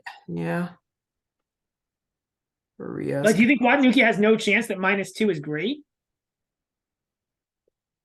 What's the line on the -2? Is it like -120? No, I got it at -145. Yeah. So I don't see any guys here close to Rinderknecht's level. Plus Rinderknecht. Oh, there's not. No, there's not. There's not. He serves very well, right? So I think he's going to hold pretty easily, and I think he can pull out a 6-3 set. So I could easily see like a 6-5-3 match here. And if it goes 4 sets, I think Rinderknecht holds pretty comfortably, and Watanuki might pull out a tiebreak. But that's the way I see it. Like, if Watanuki wins a set, I don't think he will win a set easily. Right? What's the set spread? Set spread is 1.5. And what's the line on that? Watanuki plus 1.5 is -130.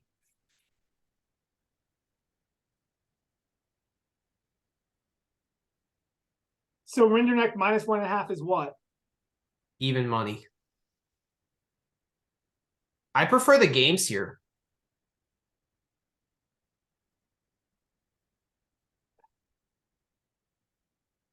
Because if Watnuki plus 1.5, he either has to win or force a 5-setter. Right? You mean +2? No. On the set spread. If you bet the Oh, set right, spread, right. Yeah. he either has to win or force a fifth set. And like, I don't. Has he ever been in the main draw of a slam? I don't remember him being. I don't think so. His ranking certainly wouldn't indicate it. Oh, he played last year's Australian and lost to Radu Alt. Oh no, that was qualifying though. He didn't qualify. So he has never. I don't think he's ever qualified for a main draw of a slam. No, definitely. I played a ton of qualifiers, but he has not qualified. You're right. He came very close in 19. So he's never really played best of 5 tennis. Best of 5 tennis. So I think that also plays a factor here. So can he last physically? What's the money line? Minus 175 for Rinderknecht. That might be decent. That might be decent. You want to play that in the parlay? Just bet Rinderknecht on the money line? No. I still is like, it's like minus 175 is like, it's well, that's the money line. What did Rinderknecht?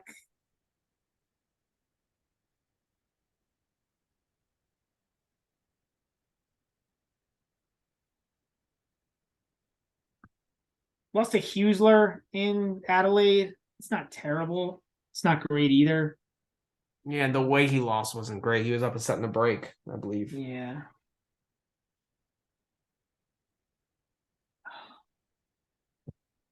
Yeah, fine. We can put in the parlay. It's minus 175. That's not horrible. Rinderknecht's playing pretty well. Yeah, and he's ranked almost 100 spots higher. Yeah.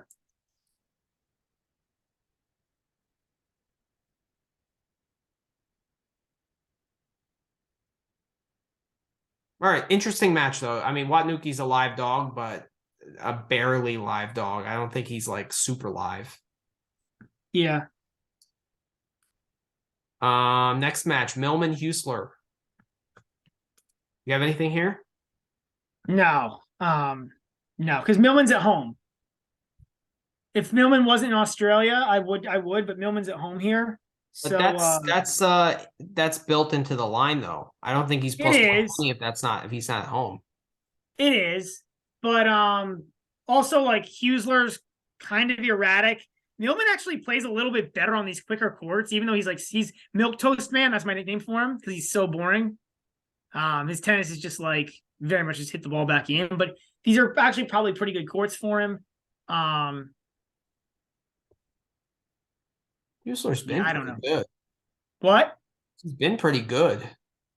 Well, he's been better than he was. It's a lot of challenger stuff. He's not the ATP Tour player that he was before. Like before he was actually getting into main draws. I think pretty much now he's playing challengers mostly. Yeah, Millman, but Huesler is pretty decent.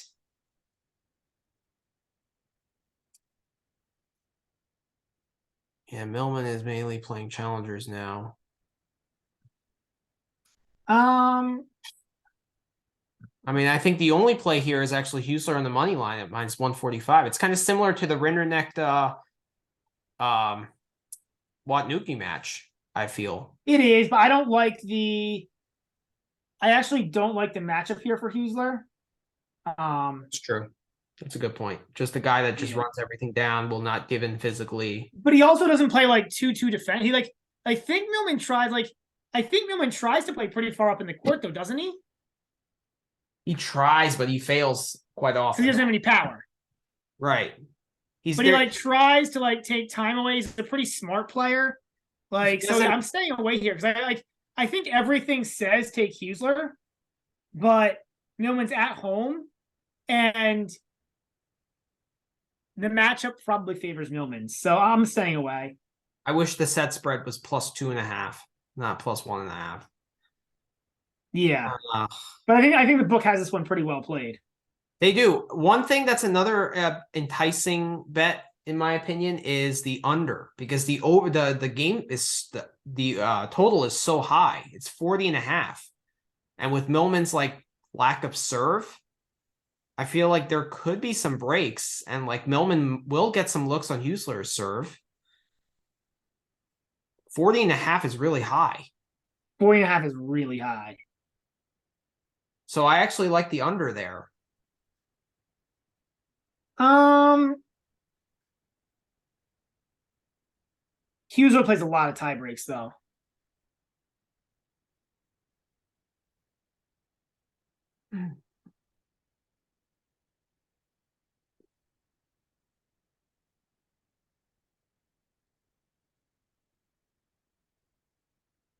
Yeah. I think the book has been pretty well set, and I think let me see. Maybe I put something here. Let me see. Now that I think about it, I may have put something. I gotta go back and check. 40.5 though? I think it's a close match. I think it's a pretty close match. And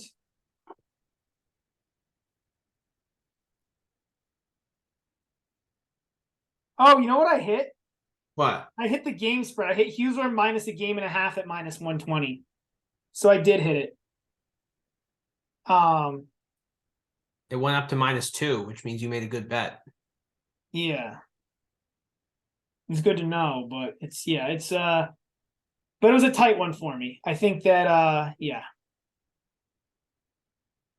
I probably wouldn't have hit it like -2.5 or -3. Because I do think this is a close match.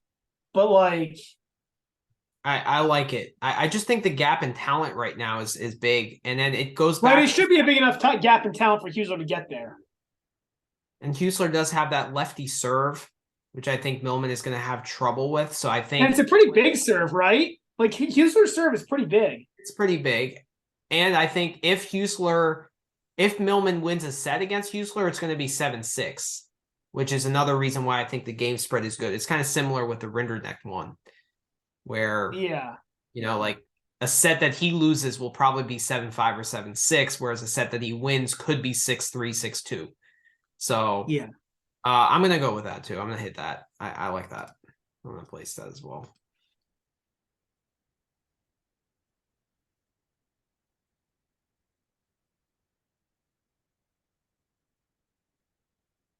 All right, next match.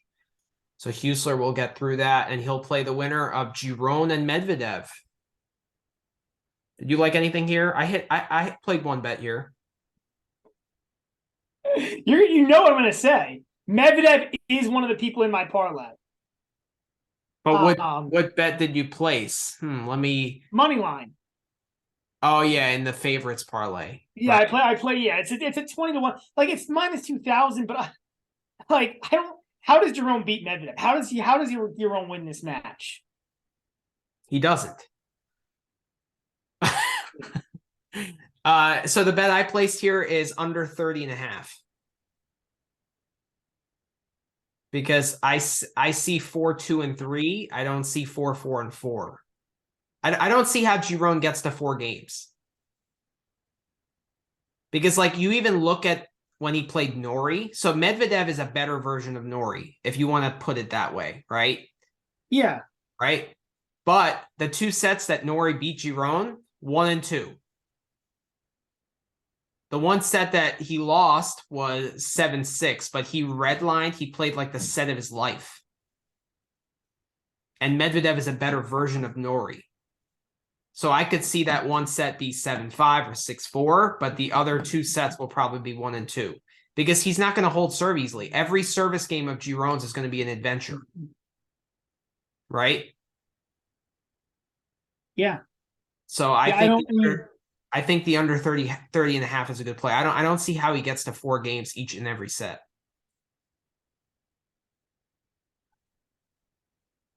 Yeah, it's just like those totals, like that total's a lot lower than it sounds in a best of 5. He's got 3 sets to get there at least, and if he wins a set, then you're done.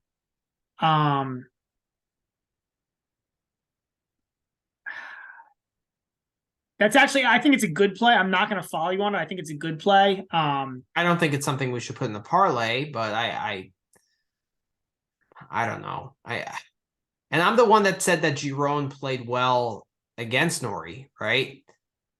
Yeah. But it's just a different animal here.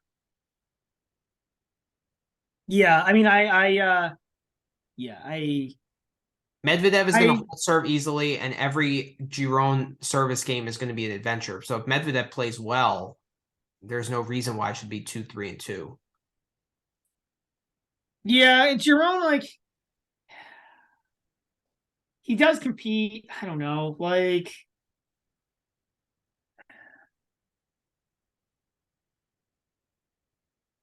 I'm torn.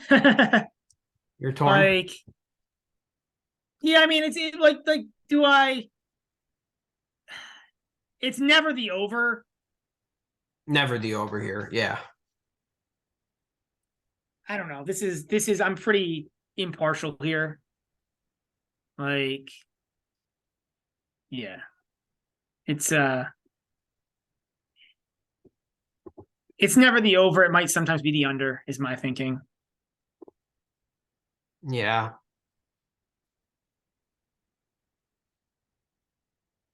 Yeah, so you played just Medvedev money line, that's it, and you're in that parlay. That's all you did? Yeah, I stayed away from this otherwise.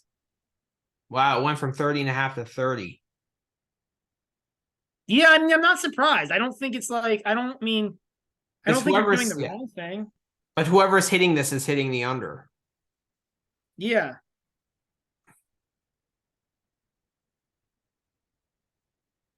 Minus 2.5 sets is minus 200. Yuck.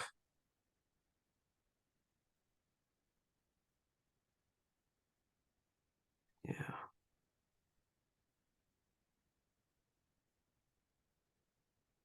It's a lot of yuck. This is a very yuck line. The only thing I see here is the Medvedev massive favorite. This is interesting. Plus 9.5 is minus 190, but plus 10 is minus 300. That's a pretty big gap between half a game. The books are pretty good at knowing like that. I mean, I think you're right, Manny. I think this is like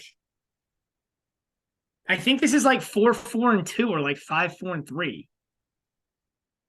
Like, or 5-4, like something like that. Like, I think like plus 9.5. So that means, you know what? I'm probably going to follow you on the under. It's under 30.5. Yeah. Well, it went down to under 30. So if you play the under 30.5, it's minus 130 now, as opposed to minus 110 when I got it.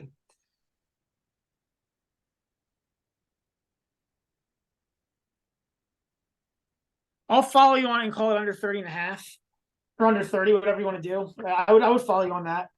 I mean, it's a maybe for the parlay, but I'm not that confident. Yeah. I don't want to place anything in a parlay where if one guy loses a set, you're done. Like, yeah, it's a good single bet, I think.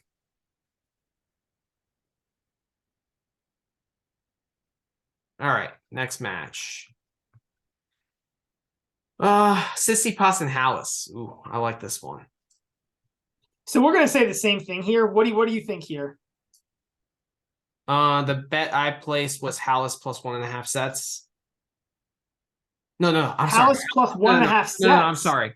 Hallis plus 2.5 sets. Okay. 155, and I also took a flyer at Tsitsipas 3 sets to 1 at plus 230. Okay. That's what I think we agree a lot on the mechanics of this match. I picked different things to bet, but in a similar vein. Okay. I took actually Hallis with the games here. I think when I got, I think it was 5.5. Okay. Which I think is really good. Like, I think this match goes to at least 1, if not 2 tie breaks. I agree with that. Hallis has been serving great. Tsitsipas doesn't return that well. Right. Good point. So I think this gets to at least 1, if not 2 tie breaks. So I again, this was like me picking which lines of Hallis I liked the best. And my favorite line, there were a bunch I liked here. So I hit over 10 in the first set at minus 115. Mm-hmm. I hit over 36.5 for the match because I actually think there's a chance he gets there in 3. Like this could be 7-6, 7-6, 6-7-5. House is serving that well. Good point. Good point. And Tsitsipas doesn't return well. And if it goes 4, that definitely gets there. So I got that at minus 115. And I got and I took Hallis plus 5.5 games at minus 125. But this was like, I like any Hallis line you take here, but the money line. Because I think Tsitsipas will win this match in the end. But I like any Hallis line here, but the money line. I like the plus 5.5. Problem is Tsitsipas starts strong and it's 6-3, and then you're just like in an uphill climb. You know what I mean? But you don't think House is going to come out of the gate serving bombs when he's fresh?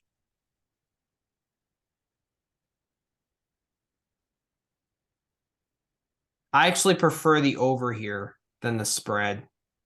If you could get Hallis at plus 6.5, I'd take that. 5.5 is a bit steep for him. I like the over though, because I think Hallis wins a set. He pulls out a tiebreak somewhere, or it's, as you said, the 6-6 and 4 or something. Yeah. But it's interesting. Hallis has not played nearly as many tiebreaks as I would expect. For somebody with as big of a serve as he has. But I guess he's winning a lot of matches recently relatively easily. He did lose to Bash at the Paris Masters. That's not good. But that's not good. Like, nobody should be losing to the Bashman at this point. But I mean, but he's been like, House has been really good. Yeah, career high. Like I said, I think I'm not going to qualm anybody. Like, I think this is pick your favorite line between all the different Hallis lines, except the money line. So I got the plus 2.5 sets at minus 145, which is not bad. And so the only reason I took other lines because I didn't like how I wanted something with higher money because I liked basically I was finding the best pro Hallis lines I could find in terms of money that I thought he could reasonably hit. You might be able to find something even better.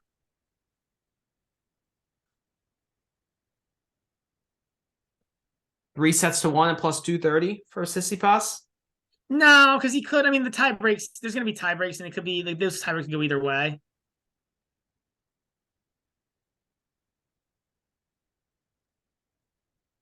I don't like plus 1.5 sets at plus 200. I think I'm going to also hit the over. I like the over 36.5. I think that's really good. I like that. I think any pick your line. I mean, we can do that. We can put that in the parlay if you want. Yeah, let's do it. Awesome. We got it. That's our third leg in. We're slowly getting there. Yeah, slowly getting there. We still have a full half of the draw to discuss. So seriously, this is gonna go 5 hours. This is insane. All right, Hanfman Hijikata. We could speed it up a little bit. I think this is a nothing for me, but give me like 2 minutes to look at it. But I think this is a nada for me. These guys are both so bad. Like this goes. They're so erratic, so bad. This can go so many different ways. I have no interest. Yeah, I hit nothing here.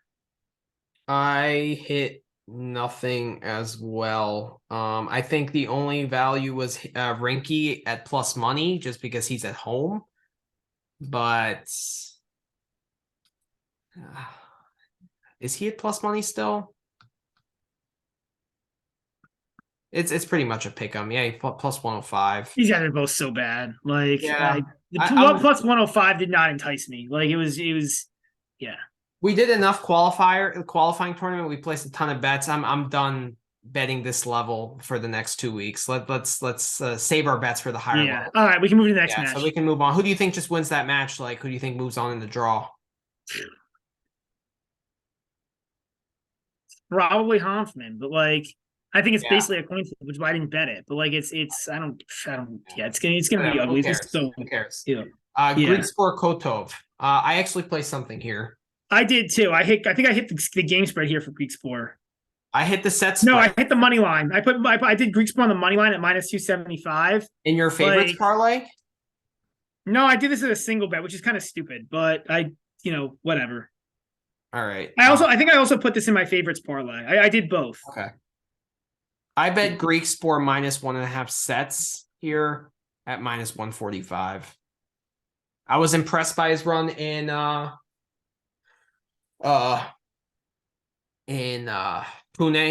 and I thought, I just think he's striking the ball clean. I think that's going to give him confidence. He's had a week off to kind of recover for it, and I think he wins this match pretty easily. I think Kotov's a pretty good server though too, which is why I chose the. But honestly, this is probably a pick your line between the couple of them. Mm-hmm. What is the spread? Is it like 3.5 or 4 or something? It's 4.5. It's 4.5 now. Yeah, that was a lot. Yeah, that was. I was looking at this and I would have taken it at. I felt the way about a lot of the 4 to 5, like these spreads between like 4 and 5s. Like they just felt really close to me. So I just was trying to find other stuff. It'll be interesting after the first round. We'll have some takeaways. We'll see, like, did more players beat the game spread? Did most not? Oh, show. Well, we've been discussing a lot about set spreads, so I feel like that in best of 5, that for me it's a better bet than game spread. Do you agree with that? Usually, yeah. Usually, there's a lot more. I feel a lot more comfortable when not guys win sets and if guys win games, but not always. Like, you have to pick between the two. So, like, I like Talus's game spread better than the set spread, but I think I'm probably 2/3 game set spreads over game spreads. Mm-hmm. In best of 3, I prefer game, but in best of 5, it's different. Well, because literally the only way you can hit like the set spread is 2-1. You're betting 2-1 or 2-0. It's so binary, and like, when you get to tight sets, like they can coin flip, right? And it's like, yeah, right. All right, Musetti and Harris. You have anything here? No, I stayed away from this one completely. Just because like Harris used to be good. You remember this, right? Harris, I do. Harris beat Chapo, right? Like, but he got injured and he's down outside the top 200. I think he got hurt and he's just recovering now. Like he did not qualify, correct? He's here on protected ranking. Right. So, but the line is pretty far and Musetti's hurt, right? He's got a shoulder. He always says he's hurt. I don't buy it. So this is all about, is Musetti hurt and can Harris keep this close? Because he also, like, Harris also has a game that should keep this close. I think it was the Aussie when he made the 4th round and beat Shapovalov, right? It was at the Australian? That was the U.S. Open. It was the U.S. Open? He actually made quarters and lost to Zverev. Here or at the U.S. Open? At the U.S. Open. Yeah. Yeah, I mean, here, I just thought it was a pretty big line from Musetti with the shoulder. And I hear you. He's always hurt. Yeah, I don't know. Yeah. I bet the 1.5 sets, Musetti at minus 145. I know you're not going to like that, but. The minus what? 1.5 sets for Musetti. At minus 145? Mm-hmm. If there's a bet on this match I like, it's that. But I just think, yeah, I don't know, man. He's, yeah. Harris, he's been he's been hurt. He's, so I don't, like, he could play well. I don't know. I just don't, I don't feel like I feel like there's too many variables around Harris here for me to feel like he's coming off a big injury. Plus Musetti, besides the retirement to Tiafoe, actually has been on a decent run of form.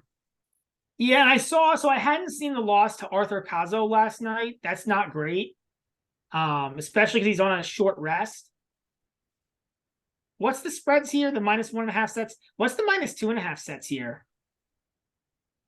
Plus, I don't like it. I'm laying away because of the Musetti injury. Like, I hear you, but like, shoulder injuries are not good, so I'm just gonna stay away entirely.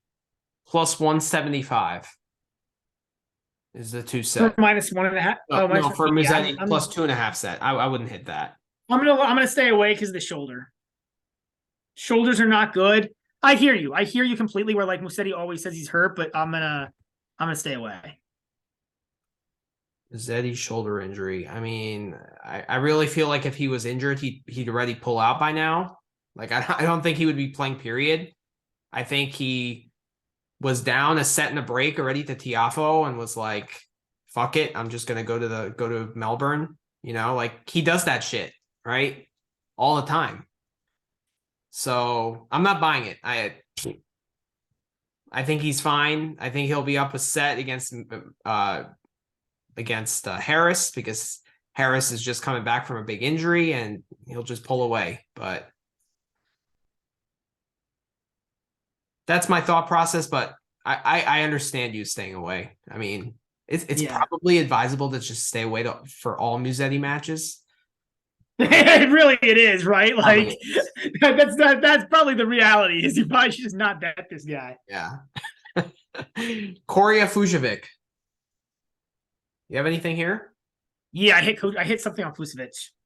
Korea is so bad on hard. I know he played well against Jerome, but he's so bad on hard. But Fujovic has had a rough go of things recently too. These guys will run around the court for 5 hours, missing balls. Yeah, but Fusovic can hit the ball. Yeah, but minus 7.5.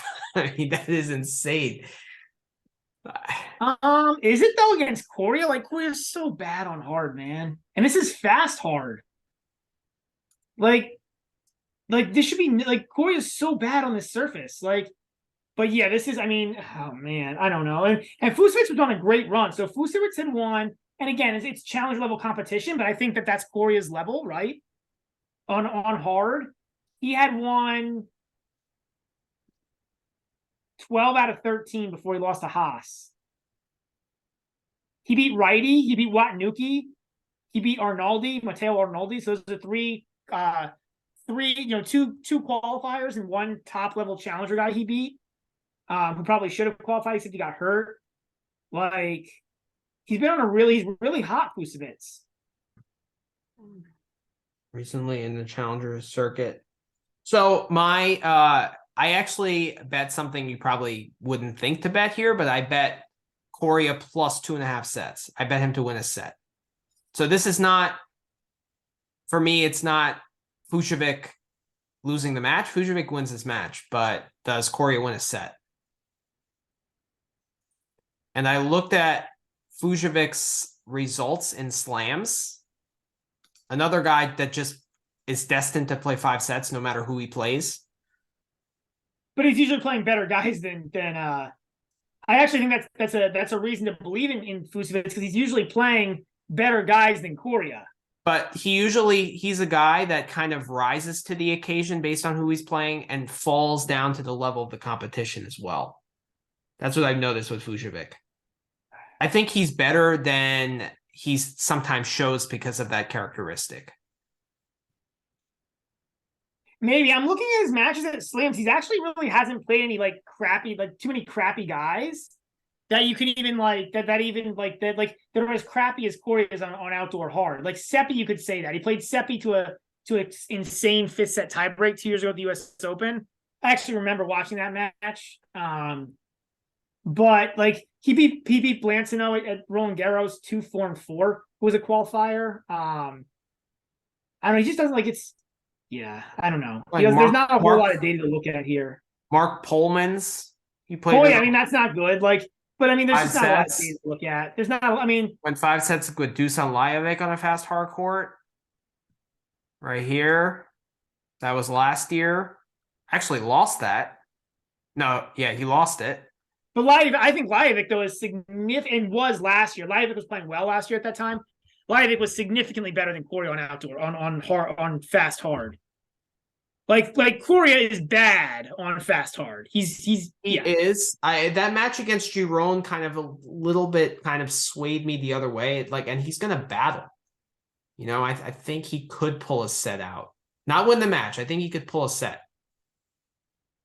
Does 1-0 against Mannarino make you any more confident?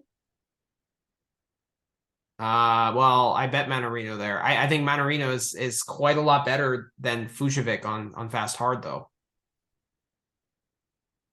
Fujovic has fallen to the point where he has to play challenger events just to get into Masters 1000s. In 2021, when he had that run of form, he got to the final of Dubai and Rotterdam and stuff, and was playing Rublev every week. I remember that. Yeah, I mean, obviously, if that was the Fujovic that's playing now, I would not bet Corey to win. This isn't me being as pro Vucevic. It's just Corey's. Yeah, Corey. Okay, Yeah, fair. he's like, fair. yeah. Yeah. I mean, I'm trying to look at his results. He doesn't even play hard. That's he doesn't even like.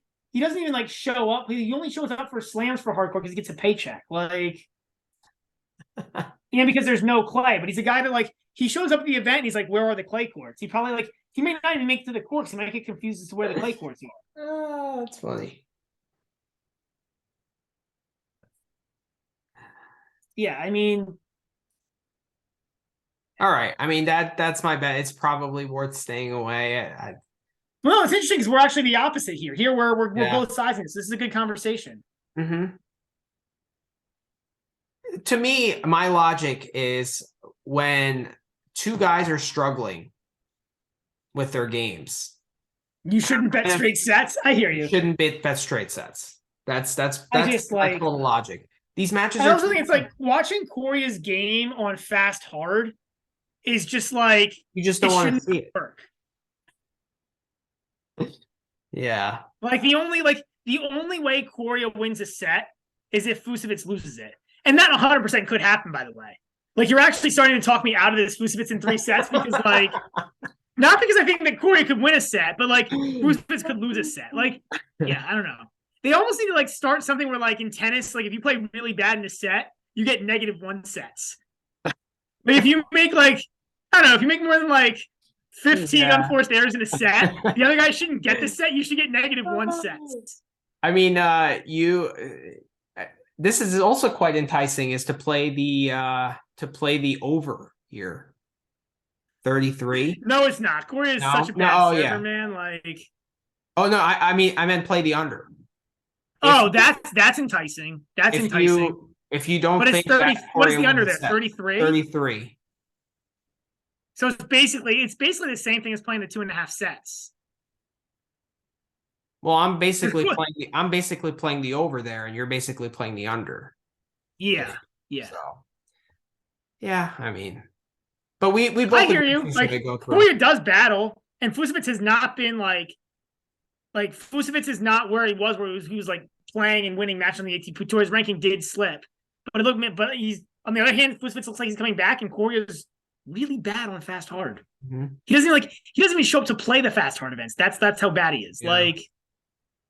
Yeah. All right, next match. Echeverry and Barrere. You have anything here? I think I took Barrere here. Like, so Etch is another guy who, like, he's another where are the clay courts guy. Where are the clay courts? We're gonna make a list at the end of the podcast. Where are the clay courts? I only see red. Blue is not. I'm colorblind. Exactly. I only see red. Yes. Did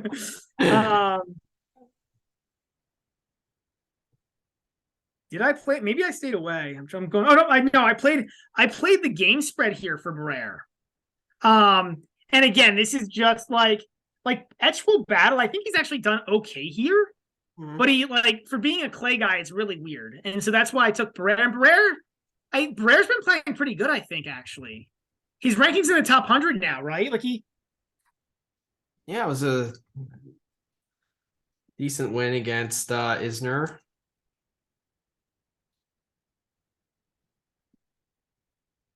Yeah, so and he's playing really good in the challengers. So he was killing the challengers, beat Isner. Should have beat Leshen. That was a really weird match. I think Barrere had match point. Starinki and Arnaldi. Yeah, I mean, look, we're not saying that he's amazing, but if he but again, like Etch, this is more how much do I believe in Etch? Etch is also near a career high ranking. Played pretty well against Kubler, 6-5. So I actually played. Etch plays well at this tournament, but he just doesn't play much hardcore. It's very weird. It's very weird. Like I think he qualified last year. He did. He qualified last year and lost to Boost in the first round. So I actually played the over here. I think this has 5 sets written all over it. I just think these guys are just going to battle and go at it, and I think it's just going to be kind of ugly. Yeah. The evenly matched guys, it's a big match for both of them, and I just think that goes over. I mean, I know the total is high, but like when it's even, and that's what you usually get. You get 38.5, right? Yeah. So I think there's a slight edge to Barrera here. I think he's just like on a fast hard court. I think he's a slightly better player. And the line shows that. Yeah. Yeah, I don't know. This may not. I'm really buying into this great run of form that Barrera's on, where he's just been, like, he's been playing well lately, right? I mean, Yeah. but he beat Hallis, beat Gaston, beat Gasquet, beat Fusevitz at the Orleans Challenge. That's a heck of an event. So the Orleans Challenger, Barrera had to beat Fusevitz, Gasquet, Gaston, and Hallis to win a challenger. That's crazy. Yeah. That's pretty insane. That's like 4 ATP level guys. That's pretty good. But that was back in September. But it was on a hard court. I'm guessing the Orleans is pretty fast. I don't know for a fact, but I'm guessing it's a fast hard. Yeah. So yeah, I think it's close. I mean, I think Barrera wins it. I think he wins it in a tight 4 or 5 sets, and I think that match gets complicated. So I think it does too. And I'm a little, but I think it could get complicated for both guys. Right. Like I actually this is a match I want to live bet. Because I want to live bet whoever's like down 2 sets to 1 in a break. I like that. That's my actual plan here. If I'm watching tennis during if I'm watching, I don't know what time is the Barrera Echeverry match. I mean, there's so many good matches, and that's the one you want to see, dude. Yeah, I think it's 2 guys I know nothing about. It's a 7 p.m. So I'll be able to watch that. First match is up. Perfect. Well, I'm going to be watching football, so I'll have to debate between watching football and watching Echeverry versus Barrera. True. It's gonna be a hard call, man. So I think at that time there's also they're court 5 at 7 p.m. Yeah, they're not too many good matches first on. There's Watnuki Rinderknecht at 7 as well. There's Ote and Shang at 7, Mute and Wu, which we're gonna get into. Actually, I have a bet on that match. So all right, let's move on. Let's get to the next one. Edmund and Sinner. Are you still fading Edmund after that respectable performance? So here I just, and I think if you're really careful, you have to know the rules of your book here. What I did here, because the only concern I have is Sinner's shoulder injury. Like Kecmanovic also does not look good, so I'm not that excited about losing 5-4 to Kecmanovic. Okay. Fair. So what I did here is I played under 3.5 sets. So I played 3 total sets or less. My thinking is the only way, because like my concern here, I would play the 8.5, but I'm concerned about Sinner's hip. He said it was a precaution, but we haven't seen him come back and play a match since he retired from that match. So I like the under 3.5 sets. Because I don't think that this goes. I think if Edmund wins a set, Sinner retires. Because Sinner would have to be that injured for Edmund to win a set. Like, remember, Sinner just beat him down 3-2 badly. So I like the 3 sets here is the one way of saying that, because I think that gives me room. Like if Edmund wins the first set and Sinner's that hurt and Sinner just retires, I win. Or I don't win, but I push. But I'm a little worried that you really think Sinner is that injured where I don't know. I've heard nothing about the injury since it happened. And he didn't look, from what I heard, I think he played out the match, but he didn't look good. Like he looked really hurt. Look good. That's what's scary. Let me see if there's any news on it. I actually tried to read about it. I didn't see any news. Other than that, he's playing, and I saw a video of him warming up, like practicing. Practice day down under. That's from November. But I mean, it's and he looked decent practicing, but like that's practicing, right? That's how much of a niche tennis is. It falls behind Yeah, like I know. second rate American TV shows. I mean, there's literally no news on it. Yeah. So I have no idea. What are you thinking here? My in a synopsis, like I'm only taking the under 3 because like Sinner should win this easily, but I don't know what the shoulder's like.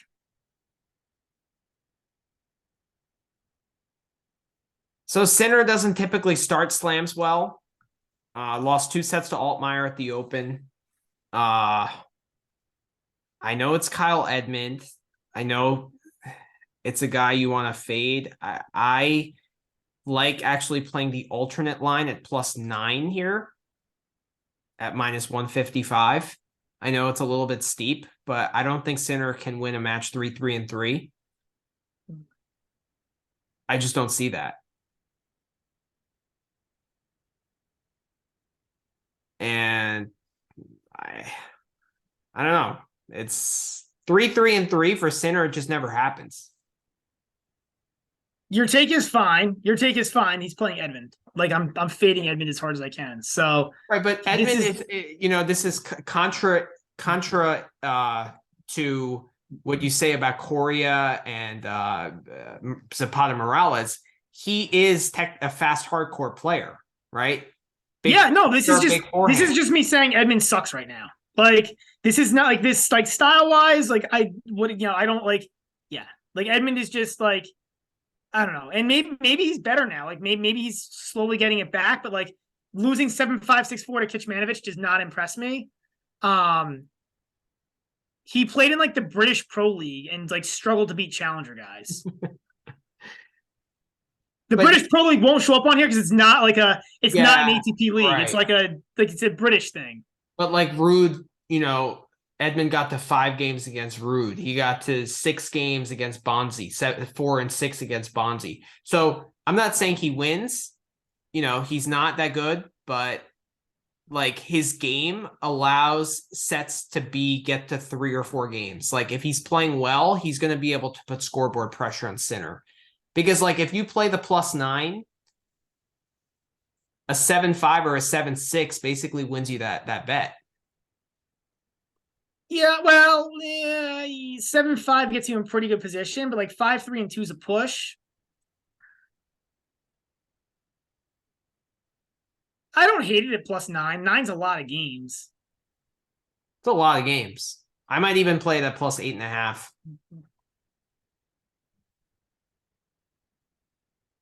I don't know. I think you're as a whole higher on Sinner than I am. Right? I'm higher on Sinner and I am much lower on Edmund. Right. But like Edmund lost me that bet with Kecmanovic because we thought like I was barely. It was 4.5 and he covered 4. Like, and Kecmanovic killed me. Like Kecmanovic was not, so I'm not happy with Kecmanovic right now. He's on my no list. All right. I'm gonna play the Edmund +9. +9, yep. And I'm gonna play the 3 sets at -210. Both could be true. Both could be true. If we both win, that's better. Yeah. All right. Next match. Norrie and Van Ash. You think about fading Norrie after that? No, the only thing I'm doing here is, and I actually like I've heard some positive things about Van Ash. Yeah. But to me, this is all about this is I think this line is pretty well set. So the only thing I hate here was Norrie in my favorites money line. Because like there's no way that Norrie loses this match, but like I don't know. I agree. If I can find the match. minus 1,400. How is the spread -8 here? But wow, I guess the books respect Van Ash more than they respect Edmund against Sinner. I actually might consider playing the -8 here. Do you like that? I've heard some really positive things about Van Ash. But he did lose. He did just lose to Federico. Gave Watanuki a good battle at the Canberra Challenger.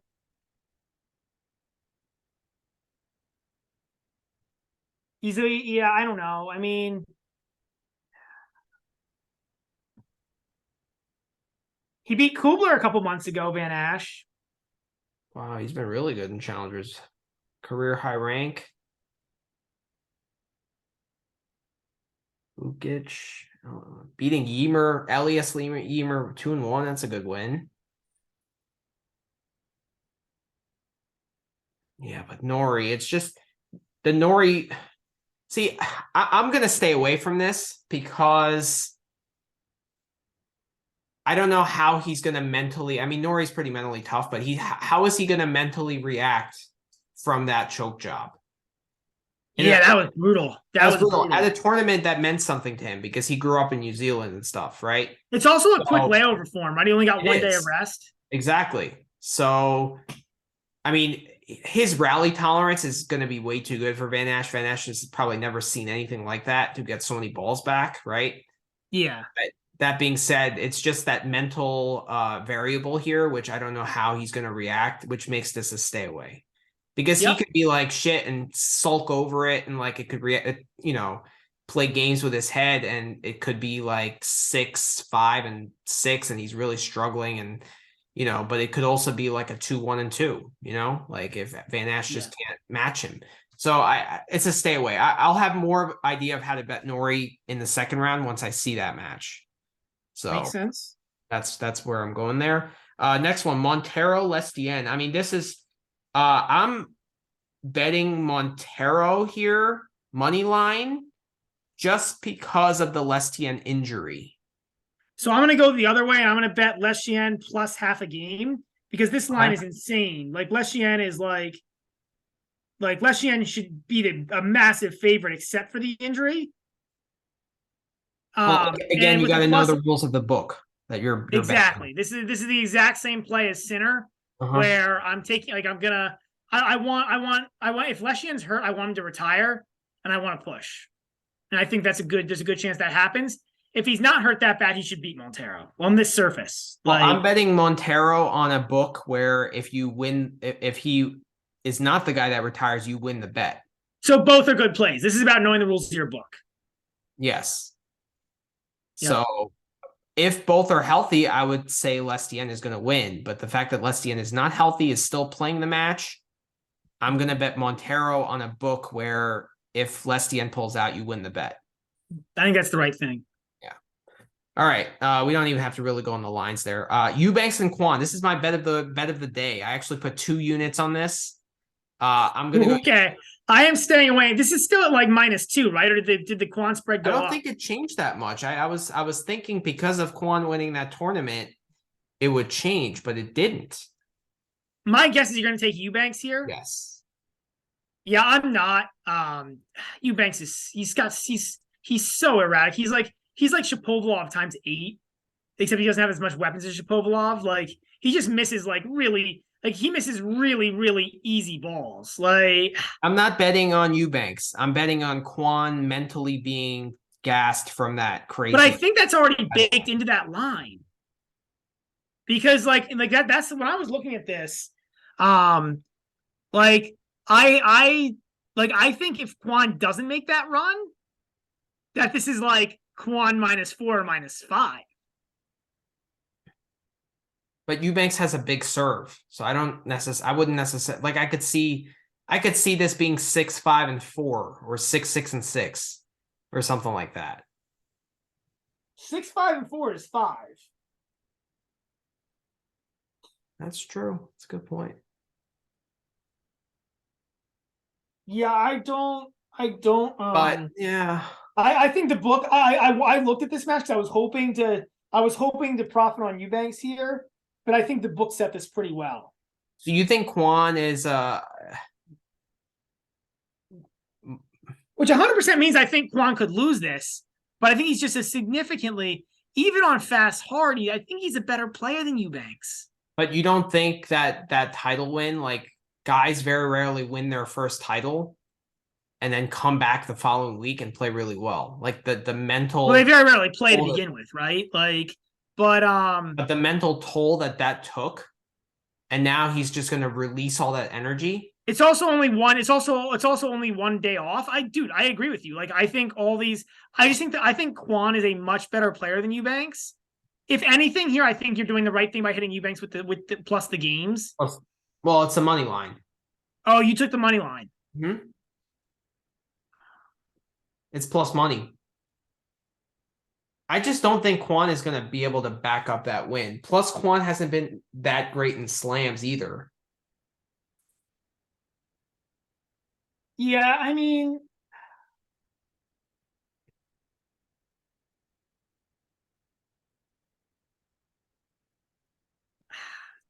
I think the book has this set really well. Like, I hear all of that. I think you're right. I think that you're making the right play.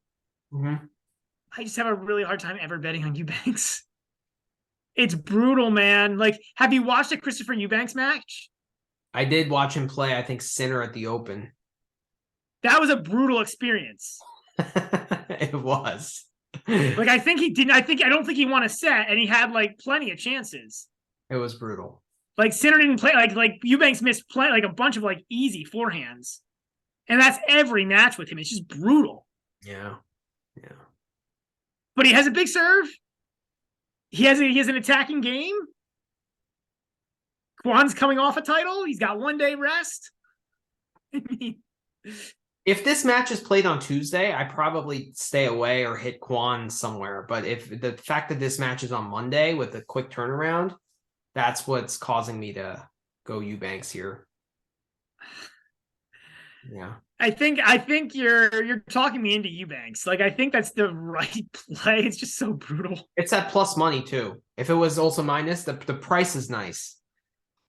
So I might do it. I might. Okay. I might follow you on that. Not a play on the It's not on the parlay, but I might follow parlay, you on that. Okay. It's to me, I have confidence in it. I don't trust me. I like Kwon. I mean, I'm half Korean, so yeah, the Korean guy is picking against the Korean here. This is amazing. I know. I hope my family don't listen to this episode. All right, it's betrayal. I know, but I'm trying to win some move on. All right. What do Koreans care more about, supporting their own or moolah? That's debatable. Maybe some Asian races might consider the moolah, but I think Koreans have enough pride in their country where it's probably rooting for their people.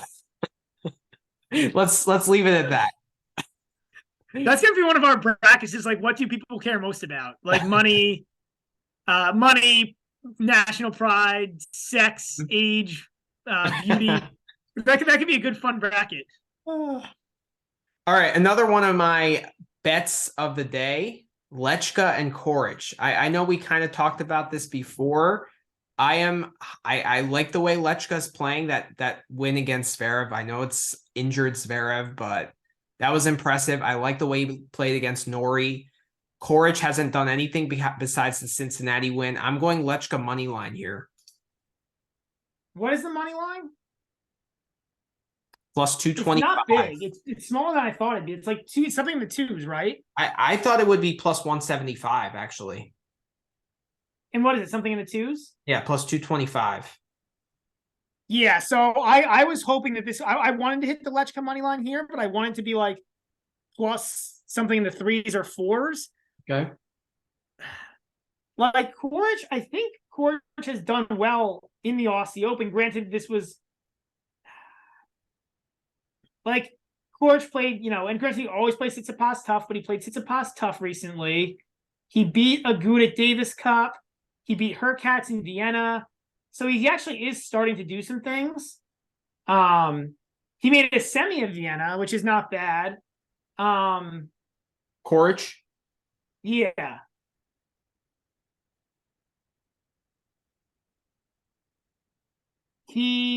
I guess he hasn't done anything here outside of that one run where he beat it was the US Open where he beat Tsitsipas, not the Australian, but he hasn't done that much the Australian. So that was a mistake by me. But I think any Lechka line is pretty good. I also played the game spread at 4.5. I think the over 38.5 is good. I think Coric plays a lot of. I don't know. This is a court that should favor Coric with his style. Really? Like Lechka is more of a clay, but Lechka's playing well lately. I stayed away because I hear you. I hear you, but this should favor Coric. The event should favor Coric. I really like Lechka here. I like it at the price. Oh, actually, no. You know what I did? We're gonna both sides this. I put Coric in straights at plus 175. I liked the price on it. Coric in straights? And straights. Coric in straights at plus 175. We totally disagree there. Totally disagree. Nice. This is a both sidesing then. Yes. I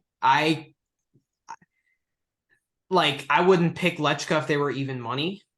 Definitely not. But I've seen enough from Lechka in Adelaide, at the United Cup, and at Auckland, where he played tough players pretty well. And Coric had that, he played Tsitsipas tough, but he always plays Tsitsipas tough. That's a good matchup for Coric, right? Yeah. This to me, and granted, Coric hasn't played well here, so now I'm a little concerned. But in my mind, this should be Coric. This court, this event should be something Coric should play well at. And he played well at the end of the season. I don't know. Fritz 3 and 4. I mean, it's not like he got blown out 1 and 2. No, but that's too significant. That's 2 sets he lost. A pretty good score. The Nori win was impressive. I saw the entire match. That was he played very, very well there. And then even at the next gen, he made the finals there. So yeah, I like where his game is heading. This is, and by the way, at even money, I would not take this at minus 2.5 sets. Mm-hmm. This is because I think there's I think the price is good for straights here for Coric. Yeah. I think he could win this in straights. Not that I think he will. I think there's maybe a 40% chance or something. This is honestly, the books are pretty good. And most of the bets I found were things I thought were pretty thin.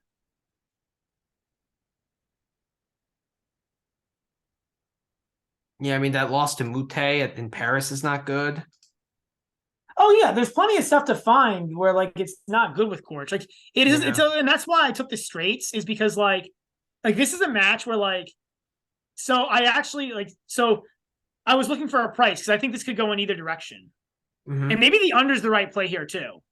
But I don't with Coric, I feel, I think it's just a feeling. I don't think this is backed up by data, but I don't feel like Coric plays I don't know. I feel like he plays some really bad matches, but he also plays some really good matches. That one against Brooksby was a bad one. Yeah. He went 5 sets with Enzo. Like I said, he plays some really good matches, and he plays some really good matches. Really, yeah. Yeah. Yeah, I mean, like I said, I was hoping for a Lechka money line, but what price would you take it at Lechka money line? Plus 350? Yeah. Fair. All right, we disagree on that one, so we'll definitely watch that closely. We'll see. That'll be a popcorn match now. Popcorn match. Lechka versus Coric. Cerundolo Peya. So this is just. Did you look anything up at all on Peya? I was too disgusted with both guys recently that I. So Peya has played one match in the past year and a half. Because he had that brutal injury. Yes. And he has not, he came back and he played a challenger in the beginning of November on clay, and he lost 3-5 to Cerundolo's brother, who's worse. So I am hammering Cerundolo here. I don't like guys who are coming. It's also really, really weird to me that Peja played a match in November and didn't come back and play a match for 2 more months. That's true. Like, why? Like, to me, this feels like protected rank, like using my protected ranks up to steal money before I retire. I think Peja's pretty old. He was around for a while before he got hurt. Isn't he like, he's at least 29 or if not 30. I can't find the line though. Right here. It's this was 8. It's come down to 7.5. Guido Pella. Guido Pella is 32. 32. This to me, 32 coming back off an injury. This to me feels like a money grab before I retire. And there's plenty of precedence for guys doing this. And like I said, it's really weird to me that you would not play a match for 2 months and then come play a slam. Right? Like if you were trying to make it back as a player, especially if you lost your first challenger, you would like build up, right? True, yeah. You wouldn't just come back in a slam. Right. Unless you were trying to maximize your payout. Right. In which case, that's great. Get paid. You had a good career. Make that money. Yeah. Yeah, he was a top 30 player at one point? Top 40 player? Briefly, but yes. Briefly, yeah. Didn't Pay also have some like weird off the court issues too? I think he did. He did. Right. Yes. He had I can't remember what they were, but he had some, he had a bunch. He had a really bad year in 21 on and off the court. Then he got hurt, and then he's been back for 1 match in a year and a half. Yeah. Like, to me, this screams. Actually, my biggest fear here is that Peja retires. And if I could take a Peja retirement at like plus 110, I would do it. That being said, though, Cerundolo has just been so bad, too. Oh, no, this is not at all. I'm not going to say anything positive about Cerundolo. This is because I don't know if Peja is actually out here to play tennis. And if he's out here, like, and that's actually why I'm like, that's why, like I said, I think the best bet here is and I think Cerundolo's injured. He's an ab injury also. Yeah. So, like, this is, I don't like any of these lines. I hit this on the spread, and I hit this at Cerundolo minus 2.5 sets, hoping that Peja is just, like, not here to play, like, not a serious at minus 120. Yeah. I think it's minus 120 that Peja is a futures level player at best at this point. I wish Peja was playing just someone a little bit better. Just someone with slightly better form. You know, like, yeah, I know. Cerundolo. Like, I was high on Cerundolo. I know he played Murray first round at the US Open, and I was pretty high on him. Like, and like Cerundolo's going to make him battle. Like, if he doesn't want to, if his mind's not there. All right, you talk me into this one. Cerundolo minus 2.5 sets at minus 120. I really didn't have a read on it because like Cerundolo has been so bad and we haven't seen Peja for forever. So I was like, you know what? I'm just going to go to another match, but this isn't going in the parlay though. No. Because I don't have any good. I don't really want to watch that either. Like, there's so many other good matches. Like, I do for like I want to watch a half a set just to see how bad it is. Like, just for comedic purposes, because it might be like I want to see how bad Peja is because he could be really bad, or maybe he's decent. I mean, that's the thing. Like, maybe he just is. Maybe he's just trying to be like intelligent. But I still think it's weird. I still think you'd play Adelaide or something. He could protect it. I know. Yeah. I know that's true. All right, so we got 3 more matches in the top half of the draw. Mute versus Wu. I think this is a well set line. Both of these guys are actually pretty good. Wu's continued his good run on the Challenger. Ute is tough to play in slams. He actually performs decently in slams. I know. That's why I stayed away here. I bet the over on games here. I don't hate it. I play. I think Mute's a little bit of a weird guy, though. Yeah, he's like a semi-clown. Yeah. But yeah, that's a good way to put it. A semi-clown. But semi-clown, yeah. Yeah. He's not a full clown. He's a semi-clown. I agree. Yeah. And when he really wants to go into clown mode, he'll just like break up and fight with like whoever, whoever's in his presence. He'll just like he just turns into a hockey player. Yes. Yes. Yes. Which is like super unnecessary, but it's like. But it's good for tennis. It is. It is. I want to see him play Kyrgios and then just break out in the fist fight. I don't know if Kyrgios would fight back. That's true. That's a good point. I feel like Kyrgios is like point. He's a verbal fighter, but I don't know if he would ever actually fight anybody. Right. That is true. It's a good point. Whereas like Barrera, I think would. Right. And Mute will just Or Mute, not Barrera. Mute, yeah, wrong French guy. Yeah. There's so many French guys in the draw. There are. It's amazing how many like mediocre French guys there are that all seem the same to me. And they're actually all playing pretty well. They're all playing pretty well, and they're all between like 50 and 100. Yeah. There's like 6 of them at least. Yeah, it's crazy. So meanwhile, breaking news, the Chargers were up 27-0, and the game is 30-28 with the Jags driving. The Jaguars driving. I know, and they're in field goal range. They're in field goal range. It's crazy. Like they're actually probably going to pull that out. It's nuts. It's a 4th and 1. At the 40, right? Oh, are they kicking the field? They're probably going for it though, right? It's because it's the 4th and 1 at the 40 or something I saw.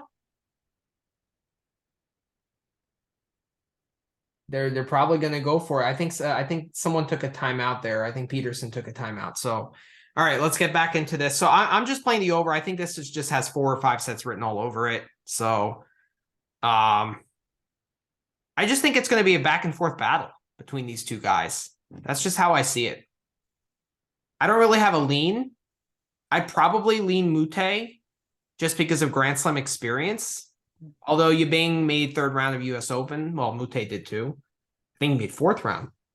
So, wow, the Jaguars convert. What did they do? They sneak it? No, they threw it deep. Oh, but they didn't score a touchdown? No. But now they're just going to run out the clock. And that's even better. They'll just kick a chip shot field goal in the game. Yep. Wow. All right, back to tennis. Sorry about the distraction. So, what did you play again in that match? Nothing. Nothing. I think like Mute, I just don't bet Mute matches as like a matter of principle. Okay. He screwed me last year in the US Open, so I'm going to turn around and bet him. That sounds reasonable. Molchan and Wawrinka. Interesting match here. Yeah. Can't remember. I looked at this one pretty hard. And I think there was a reason I stayed away. I stayed away. I thought the line was pretty well set. And like Wawrinka's just really scary to bet now. Like he's scary to bet for and he's scary to bet against. That's just my opinion. I think Wawrinka wins the match. I think Molchan wins a set. So I bet plus 2.5 sets for Molchan. Yeah, I mean, Plus what was the line on that though? Plus 150. Oh wait, Molchan plus 2.5 sets is plus 150. Yeah, that's what I got it at. I don't know if I was able to get it at that good of a line. You know what though, man? I'm looking at this now. Molchan has really not been good. Wawrinka has been better, but like Wawrinka is known like to start slams slow, and then as he gets a foot in, he kind of gets better in the tournament. I know. Molchan's better on like this isn't a good service for Molchan though. It's not. But I think he pulls out the set here though. I think it's Wawrinka in 4. I'm staying away, but I don't think it's a bad bet. I don't know. I think this is pretty well set lines. Okay. All right. What's And the then last matchup? Pospisil and Felix, two Canadians. I think I bet something here. I think I bet Felix in straights. Really interesting. Felix doesn't start slams well either. That's old Felix, man. New year, new Felix. Oh no, did he? Oh, he Did he made it. miss it? No, he just made it. Holy crap. He just squeezed it in from like 35 Just yards. squeezed it in. And they win on a game-winning field goal, 31-30. The flag penalties declined. The Jaguars win. Wow. Sorry to be so excited on air. I know this is a tennis podcast, but that is amazing. Wow. So let's go to the Felix match. Yeah, so I bet Felix in straights here. I mean, this isn't like Pospisil's not what he once was. Like, how does Pospisil win a set here?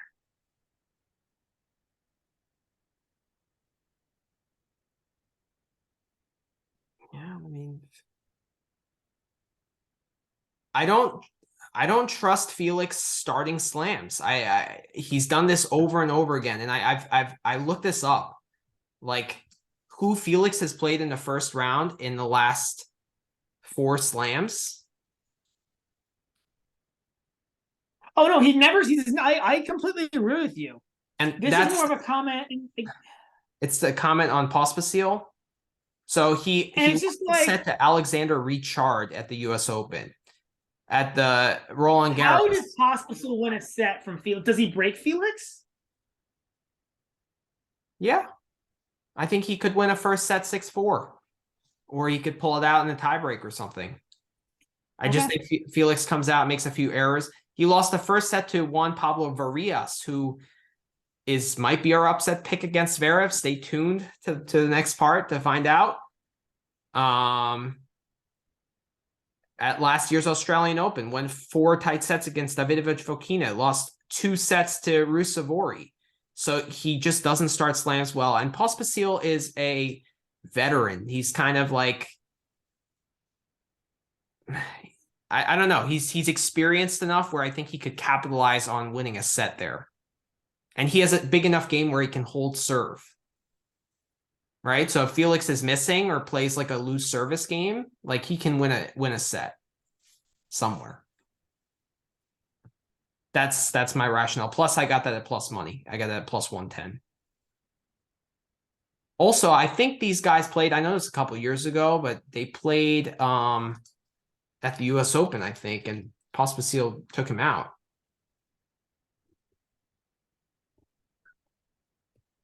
Did he really?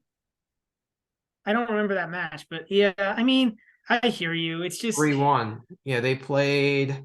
Felix is playing so no. much better than Pospisil is right now. 2 years ago. So did you bet Pospisil plus the 2.5 sets? Yeah.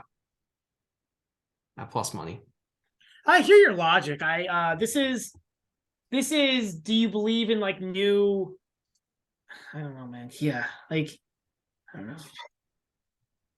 Felix is like yeah. I mean, maybe you're right. I'm the biggest believer in Felix. I think he's gonna have a hell of the year. I picked him to be ranked number 2 in the world at the end of the year. So him losing a set is not a microcosm of what I think his year is going to be.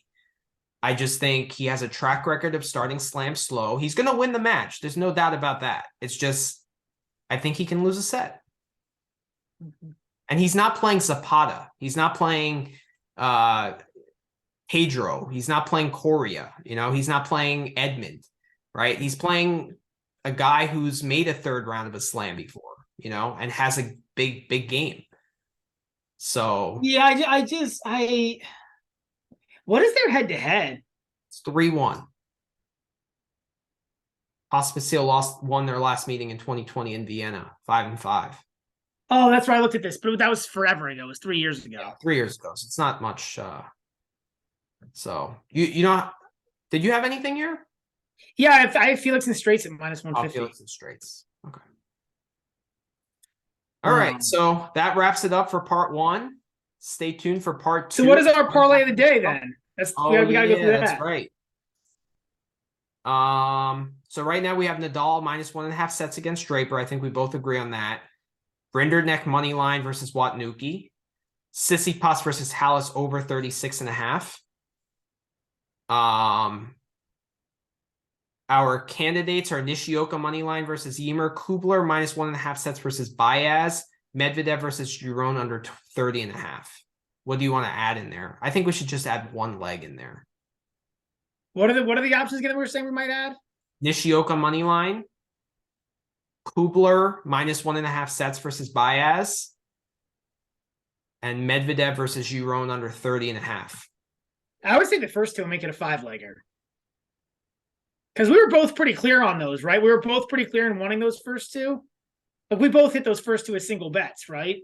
So I hit Kubler in straights, but it's the same thing. We talked about it. It's just how much odds you want to put in. To me, I love the Kubler minus 1.5 sets, but to me, Ymer is too much of a live dog against Yoshi. Based on then we'll go with the 4. That's fine. Okay.